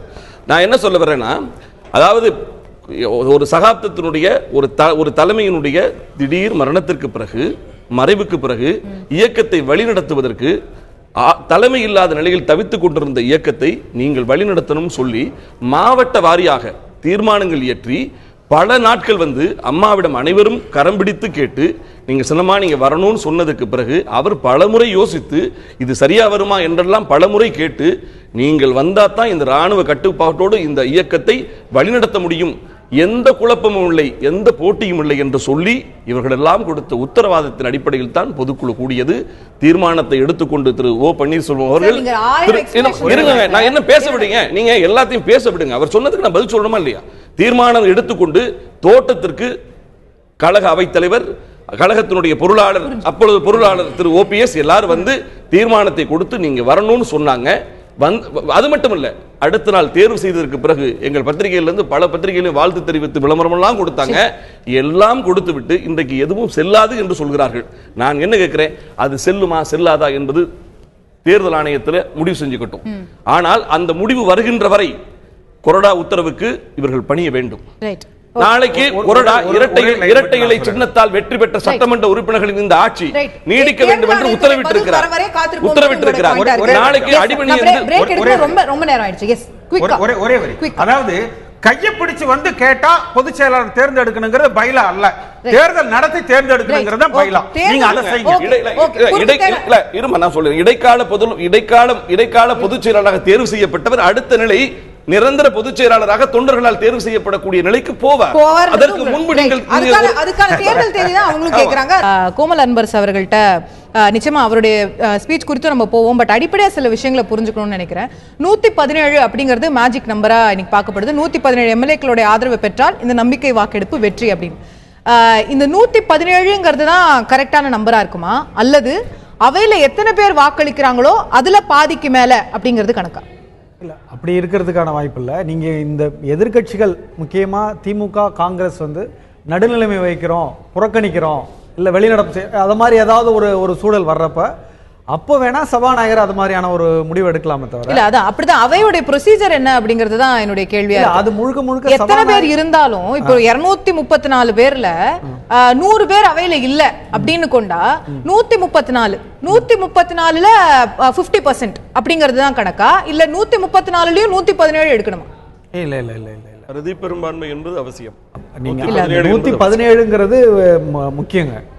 அது முக்கியம். அந்த எண் வந்து இருக்கணும். அது இருந்தாதான் இந்த மாதிரி இதுக்கு வந்து நீங்க ஆட்சி இவங்கள்ட்ட தான் இருக்கு அப்படிங்கறத நம்ம இல்ல இதுல கான்ஸ்டிடியூஷன் என்ன சொல்லுது அப்படின்னு நம்ம பார்க்கும்போது நான் திரு அரங்கநாயகம் அவர்கள்ட்டையும் அதுக்கான விளக்கத்தை பெறலாம்னு நினைக்கிறேன். திரு அரங்கநாயகம் இதே கேள்விதான் எனக்கு மீண்டும் எழுகிறது. ஒரு அவையில இருக்கக்கூடிய உறுப்பினர்களின் 50% மேல் ஆதரவு அப்படிங்கிறது நம்பிக்கை வாக்கெடுப்புடைய வெற்றியா அல்லது 117 பேர் கட்டாயம் இருக்கணும் அப்படிங்கிற நிலை இருக்கா? ஒரு தீர்மானம் நிறைவேறுவதற்கு இருக்கின்ற உறுப்பினர்களில் பாதி பேர் போட்டால் போதும். ஆனால் நம்பிக்கை வாக்கெடுப்பு என்று வருகிற போது அறுதி பெரும்பான்மையை எதிர்பார்ப்பார்கள். அறுதி பெரும்பான்மை பெற்றால்தான் ஒருவர் முதலமைச்சராக நீடிக்க முடியும் என்று கருதுவார்கள். ரைட். இல்ல நமக்கு கான்ஃபிடன்ஸ் மோஷன் அப்படிங்கறதும் நம்ம சட்டமன்ற பாராளுமன்ற விதிகளை எடுத்து பார்க்கும்போது அதுவும் மற்ற தீர்மானங்களை போலவே தான் அப்படிங்கிற மாதிரி தான் லிஸ்ட் ஆயிருக்கு. Simple majority of members present and voting அப்படிங்கிறது தான் அரசியல் சாசனத்தில் இருக்கக்கூடியதா நம்ம பார்க்கிறோம். ஸோ அப்படின்னும் போது எத்தனை பேர் இருக்காங்களோ நடுநிலை வகிப்பவர்களை தவிர்த்து வாக்களிக்க கூடியவர்கள் 50% மேல் அப்படிங்கிறது தானே பொருந்தும். அதான் தீர்மானம் வெற்றி பெறுவதற்கு போதும். ஆனால் முதலமைச்சர் அறுதி பெரும்பான்மையை உறுப்பினர்களுடைய நம்பிக்கை பெற்றிருக்கிறாரா என்று பார்க்கும்போது இதுல தீர்மானத்தோட வெற்றி தானே முதலமைச்சரோட வெற்றி. இது நம்பிக்கை தீர்மானம் போது அது வெற்றி பெறலாம். நான் இந்த இடத்துல கடைசியாக ஒன்று சொல்லிக்கொள்ள விரும்புகிறேன். இன்றைய தினம் தமிழ்நாடு இருக்கிற நிலைமையில் பொதுமக்களுடைய உணர்வுகளும் கட்சி தொண்டனுடைய உணர்வுகளையும் வைத்து பார்க்கின்ற போது இன்றுள்ள முதலமைச்சருடைய நம்பிக்கை தீர்மானம் தோற்கடிக்கப்பட வேண்டும் என்றுதான் எதிர்பார்க்கிறார்கள். இல்லை என்றால் வெற்றி பெற்று ஆட்சியை தொடருமேயானால் ஒரு 2-3 மாதங்களிலே சட்டம் ஒழுங்கு கெடுகின்ற வாய்ப்புகள் அதிகமாகிவிடும். அந்த நேரத்தில் சட்டசபையை கலைக்க வேண்டி வரும் என்கிற இல்ல அப்படி சில விஷயங்கள் நடக்கும், ஒரு தவறான விஷயங்கள் நடக்கும், நம்ம முன்கூட்டியே யூகங்களுக்கு வர வேண்டாம். பட் மக்களுடைய கருத்து ஒருவேளை அப்படி இருக்கு அப்படிங்கிறது உங்களோட பாயிண்ட் ஆஃப் வியூவா இருக்கலாம். நான் திரும்ப உங்ககிட்ட வரேன். நான் திரு கோமல் அன்பரசு கிட்ட தான் இந்த விஷயத்தை மீண்டும் எடுத்துட்டு போக விரும்புறேன். இப்போ நம்ம சிம்பிள் மெஜாரிட்டி அப்படிங்கிற சூழ்நிலையை வச்சு 100 மெம்பர்ஸ் இருந்தாங்கன்னா 51 பேர் யாருக்கு வாக்களிக்கிறாங்களோ அதுதான் தீர்மானத்துடைய வெற்றின்னு எடுத்துக்கிட்டா அப்போ காங்கிரஸோ திமுகவோ நடுநிலை வகிக்கக்கூடிய சூழல் யாருக்கு சாதகமா? நடுநிலை வகிச்சா திரு எடப்பாடி பழனிசாமி அவர்களுக்கு தான் சாதகமா இருக்கும். அவங்க எதிர்த்து வாக்களிக்கணும். அப்படி வாக்களிச்சா மட்டும்தான் அதுல வந்து ஏதாவது ஒரு கடைசி நேரத்தில் மனம் மாறுகிற சட்டப்பேரவை உறுப்பினர்கள் இப்போது இவங்க எடப்பாடி பழனிசாமி பக்கம் இருக்கிறவங்க ஏதாவது அதை மாதிரி நிகழ்ந்தால் வேற ஏதாவது மாற்றங்கள் நடக்கிறதுக்கு வாய்ப்பு இருக்கு. இவங்க எதிர்த்து வாக்களிக்காம நடுநிலைமை வகிச்சாங்கன்னா அது வந்து முழுக்க எடப்பாடி பழனிசாமி அவர்களுக்கான சாதகமான நிலையா போயிடும். இதுதான் திரு செழியன் அவர்களிடத்திலையும் எடுத்துட்டு போக விரும்புறேன். 117 மேஜிக் நம்பர் நம்ம சொன்னோம். காங்கிரஸ் இருக்கக்கூடிய 8 பேர் நடுநிலை வகிச்சா அந்த மேஜிக் நம்பர் 112 ஆயிருது. திமுக உறுப்பினர்கள் நடுநிலை வகிச்சா 72 பேர் ஆதரவு போதுமானதாயிடுது. திமுக காங்கிரஸ் 2 பேருமே நடுநிலை வகிச்சா 67 பேர் ஆதரிச்சு வாக்களிச்சா போதும் நம்பிக்கை தீர்மானம் வெற்றி பெற்றுவிடும் சூழ்நிலை இருக்கிறது. அப்போ நடுநிலை எடுக்கக்கூடியது அப்படின்ற ஒரு நிலையை எதிர்கட்சிகள் திமுக காங்கிரஸ் IUML எதிர்கட்சிகள் எடுக்குமே ஆனால் அது ஆட்சிக்கு சாதகமான நிலையா போகிறதுக்கான வாய்ப்பு இருக்கா? திராவிட முன்னேற்ற கழகம் நாளைக்கு சட்டமன்ற கூட்டத்தொடரில் கலந்து கொள்ளுகிறோம். நம்பிக்கை கூறு தீர்மானத்தின் பொழுது திராவிட முன்னேற்ற கழகத்தின் நிலை என்ன என்பதை சட்டமன்ற கட்சி தலைவர் துணைத் தலைவர் கொறடா அறிவிக்க இருக்கிறார்கள். ஆனால் நீங்கள் சொல்லுவதை போல ஒரு சூசகமான வார்த்தையை சொல்லி இது நடுநிலை வகித்தால் எடப்பாடி பழனிசாமிக்கு சாதகமாக அமையும், எனவே எதிர்த்து வாக்களிப்பாளர்களா என்ற ஒரு சூழலை உருவாக்குகிற இந்த தருணத்தில் நாளைய தினம் எதுவும் நடக்கும் என்ற நிலையில் எங்கள் தளபதி சொல்லியிருப்பதை போல நீண்ட நாள் அவகாசம் என்பது குதிரை பேரம் என்று சொன்ன காரணத்தால் தான் அந்த வாசகத்தை சொன்னார். ஆனால் கவர்னரிடம் எச்சரிக்கை விடுத்ததற்கு பிறகும் எந்த இடத்திலிருந்து அழைத்து வந்தார்களோ மீண்டும் அதே இடத்தில் அழைக்கப்பட்டிருக்கிறார்கள் கூவத்தூரில். இந்த சூழலில் அந்த வாக்கெடுப்பு நடக்கிற காரணத்தால் திராவிட முன்னேற்ற கழகத்தின் நிலைப்பாடு நாளைய தினம் இவர்களை ஆதரித்து இல்லை என்ற வார்த்தைகளில் தான் இன்றைக்கும் இருக்கிறது. நாளைக்கும் சட்டமன்றத்தில் திராவிட முன்னேற்றத்தினுடைய நிலைப்பாடை நிலைநிறுத்துவோம் என்பதை தான் இந்த அரசுக்கு சாதகமான ஒரு சூழ்நிலையை திமுக ஏற்படுத்தாது. இருவருக்கும் எங்கள் ஆதரவு இல்லை என்ற வெளிப்பாட்டை தளபதி ஏற்கனவே சொல்லியிருக்கார் என்பதும் குறிப்பிடத்தக்கது. எதிர்க்கட்சியுடைய கடமையில் ஜனநாயக அடிப்படையில் திராவிட முன்னேற்ற கழகம் தனித்து நிற்கும். ரைட். என்னுடைய மற்றொரு கேள்வி இதுல என்ன இருக்குன்னா, திமுக என்ன நிலைப்பாடை எடுக்கிறதோ அதே நிலைப்பாடை தான் காங்கிரசும் எடுக்கும்னு கொள்ளலாமா? அதனுடைய முக்கிய தலைவர்கள் அப்படித்தான் சொல்லியிருக்கார். நிலைப்பாடு அப்படித்தான் இருக்கும். ஏன்னா ஒத்தணியிலிருந்து வெற்றி பெற்ற கூட்டணி திராவிட முன்னேற்ற கழக கூட்டணி. இல்ல இதுல தமிழக காங்கிரஸோட இன்னைக்கு தலைவரா இருக்கக்கூடிய திருநாவுக்கரசர் அவர்கள் இல்ல கட்சியுடைய கொறடா விஜயதரணி அவர்கள் அவங்க தான் கொறடா உத்தரவு பிறப்பிக்கணும். அவங்க என்ன சொல்றாங்கன்னா மேலிடத்துடைய உத்தரவுக்காக இன்னும் காத்திருக்கிறோம்னு சொல்றாங்களே தவிர வேற ஒரு அடுத்த கட்டமா அவர்கள் வந்து ஒரு முடிவை எடுக்கவில்லை. அப்போ காங்கிரஸ் மேலிடத்துடைய உத்தரவு திமுகவுடைய முடிவுக்கு சார்ந்து இருக்கும். வெளிப்படையான உத்தரவை காங்கிரஸ் கொறடா விஜயதாரணி சொல்லவில்லை என்றால் அந்த கட்சியின் முடிவை தான் அவர் அறிவிப்பார். ஆனால் ஒட்டுமொத்தமாக தமிழக மக்கள் நலன் கருதி எல்லோரும் எதிர்பார்ப்பது திராவிட முன்னேற்ற கழகத்தினுடைய நிலைப்பாடை காங்கிரஸ் எடுக்கும், அதை ஒட்டிய இந்திய யூனியன் முஸ்லிம் கூட்டணியும் எடுக்கும் என்றுதான் எதிர்பார்த்து கொண்டிருக்கிறார்கள். எனவே மாநில தலைவர் இன்னும் முடிவெடுக்கவில்லை என்கிறார். முன்னாள் தலைவர் திமுக உடன்பட்டு தான் நாம் கருத்து எடுக்க வேண்டும். மாநில தலைவர் இன்னொரு விஷயத்தையும் சேர்த்து சொல்றாரு. சமூக வலைதளங்கள்ல எடப்பாடி பழனிசாமி அவர்களை எதிர்த்து நாங்கள் வாக்களிக்க போவதா ஒரு தகவல் வருகிறது. அந்த தகவல் தவறானது. ஒரு செய்தி பரவும் பொழுது அதை தடுப்பதும் ஆதரிப்பதும் இந்த கட்சியுடைய தலைமையாக இருக்கலாம். அதை ஒட்டி திராவிட முன்னேற்ற கழகத்துடைய காங்கிரஸ் ஒட்டி போகுது என்ற நிலையை விட எங்கள் முடிவை ஒட்டி அவர்களும் இருக்கும் என்று எல்லோரும் எதிர்பார்க்கிறார். அப்போ காங்கிரஸ் வந்து நாளைக்கு ஆட்சியை ஆதரித்து வாக்களிப்பதற்கான வாய்ப்பு இல்லைன்னு நீங்க கருதுறீங்க? அவர்களுடைய நிலைப்பாடு இன்னும் தெரிவிக்கவில்லை. கோடா அறிவிக்க வேண்டும், அந்த சட்டமன்ற உறுப்பினர் அறிவிப்பு போக வேண்டும். இன்னும் நேரம் இருக்கிறது. அடுத்தடுத்த கடந்த காலங்களில் நடக்கக்கூடிய நிகழ்வுகள் காத்திருக்கிறார். திரு கே.சி. பழனிசாமி அவர்கள்ட்ட கேட்க விரும்பக்கூடிய விஷயம், நாளை நம்பிக்கை வாக்கெடுப்பு வந்து ஒரு ரகசிய வாக்கெடுப்பா நடத்தணும், ஒரு சீக்ரெட் பேலட்ல நடத்தணும் அப்படிங்கிறது உங்களுடைய கோரிக்கையா இருக்கு. ஏன்? அதாவது எல்லா சட்டமன்ற உறுப்பினர்களையும் வெளி உலக தொடர்பே இல்லாமல் ஒரு ரிசார்ட்ல கொண்டு போய் அடைச்சி வச்சிருக்கிறாங்க. வெளி உலகத்துல அப்படின்னு நீங்க தான் சொல்றீங்க, அந்த சட்டமன்ற உறுப்பினர்கள் சொல்லலையே. எல்லாருமே அங்கிருந்து தப்பிச்சு வந்த அவர் சரவணன் வந்து போலீஸ்ல கம்ப்ளைண்டே கொடுத்திருக்காரு. அவருடைய கம்ப்ளைண்ட் பேர்ல போலீஸ் அங்க போய் இன்வெஸ்டிகேஷன் பண்ண போறாங்க. அப்ப அத்தனை பேரும் அங்க போற போலீஸ் கிட்ட நாங்க இங்க நல்லா தான் இருக்கோம், நாங்க இங்க தான் இருப்போம் சொல்றாங்க அப்படின்னு போலீஸ் தர சொல்லி இருக்காங்க. நாளைக்கு அவங்க வந்து அந்த சட்டமன்ற அப்ப விட்டுறலாமே. அவங்க எல்லாரும் இப்ப 15 நாள் கவர்னர் வந்து டைம் கொடுத்திருக்கிறாரு. எல்லாரும் வீட்டுக்கு போங்க, நான் 12வது நாள் 13வது நாள் நான் வந்து நம்பிக்கை வாக்கெடுப்பு எடுக்கிறேன், எல்லாரும் தொகுதிக்கு போங்க, ஜனங்கள்கிட்ட கருத்து கேளுங்க, கட்சிக்காரங்களை கன்வின்ஸ் பண்ணுங்க, சின்னம்மா அவர்களை பத்தி நீங்க பேசுங்க, அவங்கள பத்தி ஜனங்களும் கட்சி தொண்டர்களும் என்ன நினைக்கிறாங்கன்னு கேட்டுட்டு வாங்க, நம்ம போய் வாக்களிப்பான்னு சொன்னா நிச்சயமா தமிழ்நாட்டில் பெரிய கலவரம் ஆகிற அளவுக்கு கொந்தளிச்சிருவாங்க. அவ்வளவு பேரும் திரு ஓபிஎஸ் அவர்களது தலைமையை ஏற்று இந்த அவர்களது தலைமையிலே இந்த ஆட்சியை அமைப்பார்கள். அந்த பயம் அவங்களுக்கு இருக்கிறதுனால தான் கவர்னர் 15 நாள் டைம் கொடுத்தா கூட வித்தின் 48 hours நாங்க வந்து இந்த நம்பிக்கை வாக்கெடுப்பு கோடிடுறோம். எவ்வளவு சீக்கிரம் முடியுமோ அரசாங்கத்துடைய ஸ்திரத்தன்மை எஸ்டாப்லிஷ் பண்ணணும். அதுக்கு மேல அவங்களால தாக்கு பிடிச்சி வச்சிருக்க முடியல. ஏன்னா இன்னைக்கே ஒரு எம்எல்ஏ வந்து வெளியில வந்துட்டார், அவர் திரு நடராஜ் அவர்கள். அதுக்கு மேல அவங்களால அங்க கட்டுப்படுத்த முடியல. அதனால எவ்வளவு ஒரு சீக்ரெட் பேலட் இருந்தா அவர்கள் வந்து சுதந்திரமா வாக்களிப்பாங்கன்றது உங்களோட நிச்சயமா. இப்போ அவங்க வந்து ஓபனா வாக்களிக்கும் போது சுதந்திரமா இருக்க மாட்டாங்கன்னு நீங்க கருதுறீங்க? ஆமா, ஏன்னா ஒவ்வொரு சட்டமன்ற உறுப்பினர்களோட குடும்ப உறுப்பினர்கள் மிரட்டப்பட்டிருக்கிறாங்க. இங்க வச்சு அவங்களுடைய சட்டமன்ற உறுப்பினர்கள் மிரட்டப்பட்டிருக்கிறாங்க. அதனால வந்து ஒரு சீக்ரெட் பேலட் இருந்ததுன்னா நிச்சயமா அவங்க வந்து சுதந்திரமா வாக்களிப்பாங்க.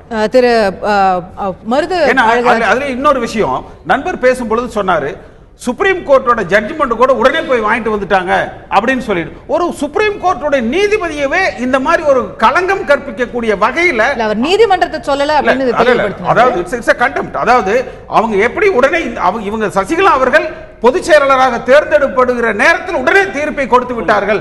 அப்படி இல்ல, nobody can compel a judge எந்த டேட்ல நீங்க கொடுக்கணும், அதே மாதிரி கொடுத்த தேதிக்கு நம்ம உள்ளர்த்தம் கற்பிக்க முடியாது. ரைட், ஓகே, உங்களோட பாயிண்ட் ஆஃப் வியூ சொல்லிட்டீங்க.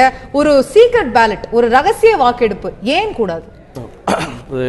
ஆடிய திருக்கை அரை சுற்று வரும் முன்னே ஓடிய எண்ணங்கள் 1 கோடின்னு சொல்லுவாங்க.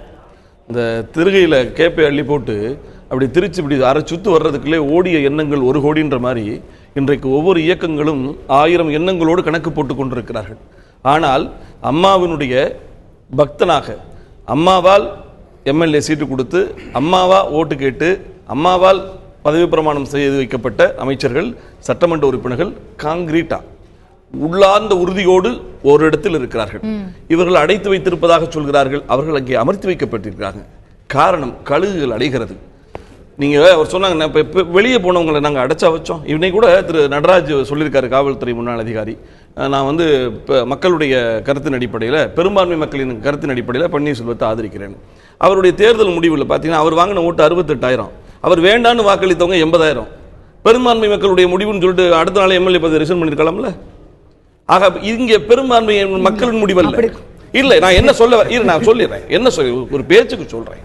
அடுத்து என்ன சொல்றீங்க, இவர் என்ன சொல்றாரு, இன்னைக்கு முதலமைச்சர் பேசுறாரு, திரு OPS காபத்து முதலமைச்சர் இன்னைக்கு சொல்றாரு, அம்மாவினுடைய அரசாட்சி தொடர்வதற்கு நாளைக்கு என்னோட கேள்வி ரொம்ப சிம்பிளானது திரு. நம்ம டிவைட் பண்ணிட்டே போனா அப்புறம் நீங்க பேசுறதுக்கு அவர் பதில் அளிப்பாரு. என்னோட கேள்வி, சீக்ரெட் பேலட் ஏன் கூடாது? நீங்க தெளிவா இருக்கீங்கல்ல, 123 பேர் உங்களுக்கு சாலிடா கான்ஃபிடன்ட்டா சப்போர்ட் கொடுக்கறாங்கன்னு தெளிவா இருக்கீங்கல்ல, சீக்ரெட் பேலட் வைங்க. ரகசியமாகவே செயல்படுவர்களுக்கு எல்லாமே ரகசியமா தான் வேணும்னு கேட்பாங்க. வெளிப்படையாகவே செயல்படுகிற எங்களுக்கு ரகசியம் வேண்டாங்கிறோம்.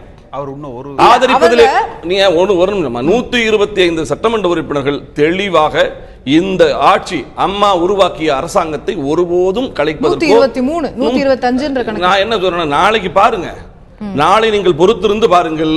நான் திருப்பி சொல்றேன், நாளைக்கு வாக்களிக்கும் போது ஒரே ஒரு ஒளிதான் ஒவ்வொருவருடைய செவிகளிலே ஒலிக்கும். அதாவது ஒரே ஒரு ஒளி, விண்முட்ட வந்தாலும் விழிசுமிட்டா வீரமாக, கோடி சிங்கத்தின் தைரியம் குடியிருக்கும் வீர திருமகள் சொன்னாரே. என்ன சொன்னாங்க? நான் என்ன சொன்னேன், ஒரு வார்த்தை சொன்னாங்கல்லம்மா, நான் ஒன்னு சொல்லிடுறேன். நான் அமைத்த அரசு, நான் உருவாக்கிய இந்த இயக்கம் 100 ஆண்டுகள் ஆளும் என்று சொன்ன அந்த அம்மாவினுடைய ஆன்மாவுக்கு விரோதமாக அவர்கள் இல்ல, எதிர்த்தரப்புல இருக்கக்கூடியவர்கள் ஒரு ரகசிய வாக்கெடுப்பு மூலமா நடந்தா இது நியாயமா நடக்கும்னு அவங்க கேக்குறாங்க. நீங்க சாலிடா சப்போர்ட் உங்களுக்கு இருக்கு அப்படிங்கறத நிச்சயமா இருக்கீங்க. அந்த சீக்ரெட் பேலட்டை ஏன் வேண்டாம் வேண்டாம் என்பது அல்ல. இப்ப நாங்க என்ன சொல்றோம், நாளைக்கு சபாநாயகர் இது ரகசியமா தான் நடத்தணும்னா ரகசியமா நடக்கட்டும். நான் ஒண்ணு சொல்லட்டுமா, இங்கே ரகசியமும் இல்லை, இங்கே வெளிப்படை. ரகசியமாக செயல்படுவர்கள் ரகசியங்கிறாங்க. ஒன்னே ஒண்ணுமா, எல்லாம் இங்க ரகசியம். சின்னத்தை முடக்கணும்ன்றது ரகசிய திட்டம். ஆட்சியை அபகரிக்க, ஆட்சியை உங்களுடைய ஏன் மட்டும் கேட்டா இருவருக்கும் இல்லை என்று முடக்குவதற்கு வாய்ப்பு உண்டு. ஆக முடக்குவது திட்டம் எப்படி என்றால், எங்கே ஓடி இருக்காரு, முன்னாள் பாஜகவினுடைய மாநில தலைவர் மைத்ரேயன் போய் கொடுக்கிறாரு. அவருக்கு என்ன ஆசை என்று சொன்னால், இலை சாய்ந்தால் மலர் வெளிவரும், தாமரை மலரும். 7ஆம் தேதிக்கு முன்னாடி வரைக்கும் திரு மைத்ரேயன் அவர்கள் நீங்களும் ஆதரித்து எல்லாருமே ஒரே அதிமுக இந்த இயக்கத்தின் உண்மை ரத்தம் ஓடுபவர்கள் இந்த சின்னத்தை முடக்க ஆசைப்பட மாட்டாங்க. புரிஞ்சுக்கிட்டேன். நான் அவர்கிட்ட கேட்க வரேன். வார்த்தைக்கு வார்த்தை அம்மா அவர்கள்ங்கிறார்ல, அம்மா அவர்களுக்கு திருமதி சசிகலா அவர்கள் 2012 ஒரு கடிதம் கொடுத்து திரும்ப பாய்ஸ் கார்டன் வீட்டுக்குள்ள வந்தாங்கல்ல. நம்ம திரும்ப பழைய விஷயங்களுக்குள்ள போயிட்டு இருக்க வேண்டாம். நாளை நடக்கக்கூடிய வாக்கெடுப்பு குறித்து தான் என்னுடைய கேள்வியும். அவரிடத்துல கேட்டது போலவே தான் உங்களிடத்திலும் கேட்கிறேன். உங்களுடைய ஆதரவு அளிக்கக்கூடிய சட்டமன்ற உறுப்பினர்கள், உங்களுக்கு ஆதரவாக 117 பேர் வருவாங்க, இல்ல 117 பேர் வந்து திரு பழனிசாமி அவர்களுக்கு எதிராக வாக்களிப்பாங்க அப்படிங்கிற நம்பிக்கை உங்களுக்கு இருக்குமே. ஆனால் ஏன் சீக்ரெட் பேலட் கேட்கணும்? நாங்க சீக்ரெட் பேலட் இருந்தால் அந்த கட்டாயத்தின் பேரில் அவர்கள் மிரட்டப்பட்டு இருக்கிறார்கள், அவர்கள் விடுவிக்கப்படுவார்கள், தைரியமாக அவர்களது மனசாட்சிப்படி அவர்கள் வாக்களிப்பார்கள். அதற்கு ஒரு வாய்ப்பு வேண்டும். இல்லை என்றால் ஜனநாயகம் முடக்கப்பட்டு விடும். உறுதியாக உங்களுடைய அணிக்கு ஆதரவு அளிக்கணும் அப்படின்னு நினைக்கக்கூடியவர்கள் எப்படி இருந்தாலும் வாக்களிப்பாங்க இல்லையா? இல்ல, எப்படி இருந்தாலும் வாக்களிப்பாங்க. அப்ப ஏன் எதுக்காக இவங்களை போய் இப்படி கட்டாயப்படுத்தி அடைச்சு வச்சிருக்காங்க? விட்டுறலாமே. சொல்றாரு ஒரு சின்ன உதாரணம், அவரே இப்ப ஒரு உதாரணத்தை சொல்லிட்டார். திரு நடராஜ் அவர்கள் வெளியில இருக்கார். அப்ப அதனால அவருக்கு பப்ளிக் ஒப்பீனியன் தெரியுது. பப்ளிக் ஒப்பீனியன் தெரிஞ்ச உடனே அவர் என்ன நிலைப்பாடு எடுக்கிறாரு? OPS எடுக்கணும்னு எடுக்கிறார். அப்ப அது மாதிரி இருக்கக்கூடிய சட்டமன்ற உறுப்பினர்கள் வெளிமக்கள் தொடர்பு வந்தால், பொதுமக்கள் தொடர்பு வந்தால் OPS தலைமையை ஏற்றுக்கொள்வார்கள். ரைட், அது உங்களோட பாயிண்ட் ஆஃப் வியூவா இருக்கு. நான் திரு அரங்கநாயகம் அவர்கள்ட்ட இந்த விஷயத்தை எடுத்துட்டு போக விரும்புறேன். ஒரு நம்பிக்கை வாக்கெடுப்புல ஒரு சீக்ரெட் பேலட் வைக்கணுமா, குரல் வாக்கெடுப்பு வைக்கணுமா, இல்ல எண்ணிக்கையின் அடிப்படையில் முடிவு பண்ணணுமா அப்படிங்கறது வந்து ஒரு சபாநாயகருக்கு மட்டுமே உட்பட்ட அதிகாரமா இருக்கிறதா, இல்ல வந்து இது போன்ற கோரிக்கைகள் வைக்கப்படும் போது அவை பரிசீலிக்கப்படுவதற்கு எவ்வளவு வாய்ப்பு இருக்கிறது திரு அரங்கநாயகம்? ரகசிய வாக்கெடுப்பு என்பதுதான் நடைமுறை. பொது தேர்தலிலே ரகசியமாகத்தான் ஓட்டு போட வேண்டும். அதை மீறினால் அது பெரும்பாலும் குரல் சட்டமன்றத்தில் கட்சி அடிப்படையில் நாமெல்லாம் வாக்களிக்கிறதுனால அது தேவையில்லாமல் இருக்கலாம். ஆனால் ரகசிய வாக்கெடுப்பு கேட்கின்ற போது ரகசிய வாக்கெடுப்பு தான் எடுப்பார்கள். வாஜ்பாய் மீது நம்பிக்கை தீர்மானம் வந்தபோது அப்படித்தான் நடந்ததாக நான் கருதுகிறேன். எல்லாரும் வாக்களித்தார்கள், ரகசியமாகத்தான் வாக்களித்தார்கள். அதில் நம்மவர்கள் சில பேர் தவறு செய்ததையும் பின்னாலே நாம் தெரிந்து கொண்டோம். ஒரு ரகசிய அதனால தவறான முறையில் ரகசிய வாக்கெடுப்பு நடப்பதில் தவறில்லை அப்படிங்கறத உங்களோட பாயிண்ட் ஆஃப் வியூ புரிஞ்சுக்கிறேன். நான் திரு கோமல் அன்பரசு அவர்கள்ட்ட கேட்க விரும்பக்கூடியது, ஒரு ரகசிய வாக்கெடுப்பு அப்படிங்கறத வந்து இன்னைக்கு சபாநாயகர் கிட்ட வலியுறுத்தி இருக்காங்க திரு பன்னீர்செல்வம் அவர்களுடைய தரப்புல, கவர்னர் கிட்டையும் மனுவா கொடுத்திருக்காங்க. அதே போல நீதிமன்றத்திற்கும் போகிறதுக்கான வாய்ப்பு இருக்கிறதா நமக்கு வந்து தகவல்கள் தெரியுது. அப்படின்னும் போது இதற்கான சாத்தியக்கூறுகள் எவ்வளவு இருக்கிறதா பாக்குறீங்க? இது ஸ்பீக்கரோட பரிவுக்கு மட்டுமே உட்பட்டதா, இல்ல கவர்னரோ நீதிமன்றமோ இதை வலியுறுத்த முடியுமா? ஆளுநர் நினைத்தால் ரகசிய வாக்கெடுப்பு செய்வதற்கு சட்டப்பேரவை தலைவருக்கு உத்தரவிடலாம், இல்லை அதற்கான ஏற்பாடுகளை செய்யுங்கன்னு சொல்லலாம். நீதிமன்றம் உடனடியாக நீங்கள் ரகசிய வாக்கெடுப்பு தான் நடத்தணும், இது மாதிரியான வாக்கெடுப்பு நடத்தணும்னு உத்தரவு போடுவதற்கான வாய்ப்புகள் இல்லை. ரகசிய வாக்கெடுப்பு நடத்தணுங்கிறது வந்து திரு ஓபிஎஸ் அவர்களுடைய அணியினுடைய கோரிக்கையாக இருக்கலாம். ஆனால் அதை தாண்டி நாளைக்கு என்ன வாய்ப்பு இருக்குது அப்படின்னா, வெளிப்படையான வாக்கெடுப்பு நடத்துறது தான் வாய்ப்பு இருக்கு. அதுதான் திரு எடப்பாடி பழனிசாமி குரல் வாக்கெடுப்பு கை தூக்கி எண்ணிக்கை அந்த அடிப்படையில் தான் இருக்கிறதுக்கான வாய்ப்பு அதிகம் இருக்கு. ஏன்னா பேரவைத் தலைவர் அவர்கள் இந்த நிமிடம் வரை திரு எடப்பாடி பழனிசாமி அவர்களுக்கு ஆதரவாக அந்த இதுல தான் இருக்கார். அந்த அவர் எப்படி ஒரு கருத்தை சொல்லல, நம்ம சபாநாயகர் எந்த பக்கம் அமர்ந்திருக்கிறார், ஆதரவு கூட்டங்களில்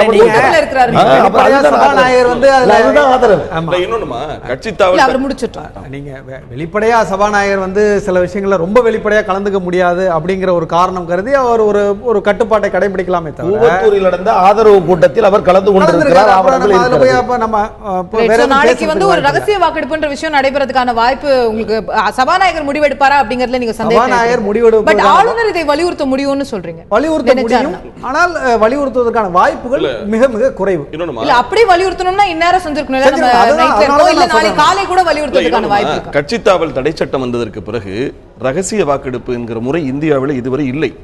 அப்படி அது ரகசிய வாக்கெடுப்புன்னு வந்துச்சுனாவே இந்த கட்சி தாவல் தடை சட்டம் இருக்கு பாருங்க, அதை கேலி கூத்தாகிற விஷயம் ஆயிடும். நீ ரகசியமா போய் மாத்தி போடுங்க, சட்டமே இதுக்கு பொருந்துமா அப்படிங்கறதே எனக்கு கேள்வி இருக்கு. கொறடாவின் உத்தரவு, கட்சியினுடைய கொறடா உத்தரவுக்கு அடிபடிந்து வாக்களிக்க வேண்டும் என்பதுதான் கட்சி தாவல் தடை சட்டத்தினுடைய முக்கிய இருக்கு. பட் இதே எக்ஸாம்பிள் இருக்கு, சுப்ரீம் கோர்ட்டுடைய ஜட்ஜ்மெண்டே இருக்கு. கர்நாடகாவில எடியூரப்பாவுக்கு எதிரா பாஜகவுடைய சில எம்எல்ஏக்களே எடியூரப்பா அவர்களுக்கு எதிராக வாக்களிக்கிறாங்க. அங்க ஒரு நம்பிக்கை வாக்கெடுப்புல அவர் எடியூரப்பா பாஜகவுடைய சீஃப் மினிஸ்டர், ஆனா அவருக்கு எதிராக பாஜக எம்எல்ஏக்களே வாக்களிக்கிறாங்க. அவங்களை டிஸ்குவாலிஃபை பண்ணும்போது அவங்க உச்சநீதிமன்றம் வரை சென்று அவர்கள் சொல்லக்கூடிய விஷயம் என்னன்னா, நாங்க பாஜகவுக்கு எதிராக வாக்களிக்கவில்லை, பாஜக என்ற கட்சியை விட்டு நாங்கள் போகவில்லை, இந்த முதலமைச்சர் எங்களுக்கு வேண்டாம் என்று சொல்றோம் அப்படின்னு சொல்லும்போது உச்சநீதிமன்றம் அவர்களுடைய டிஸ்குவாலிஃபிகேஷன் செல்லாதுன்னு நல்ல ஒரு செய்தி. இந்த பழக்கம் பாஜகவிடமிருந்து தான் ஓபிஎஸ் அணிக்கும் பட்டுக்கொண்டு இருக்கிறது நல்லா தெரியுது. இல்ல நான் ஒரு உச்சநீதிமன்றத்துடைய தீர்ப்பை எக்ஸாம்பிளா சொல்றேன், அதுக்கான பதில் ஏதாவது இருக்கிறதா அப்படிங்கறது தான் கேள்வி. அருமையான ஒரு குறிப்பை சொன்னீங்க. இந்த பழக்கம் அங்கிருந்து தான் தொற்று இருக்கிறது, அங்கிருந்து தான் பரப்பப்பட்டிருக்கிறது போல.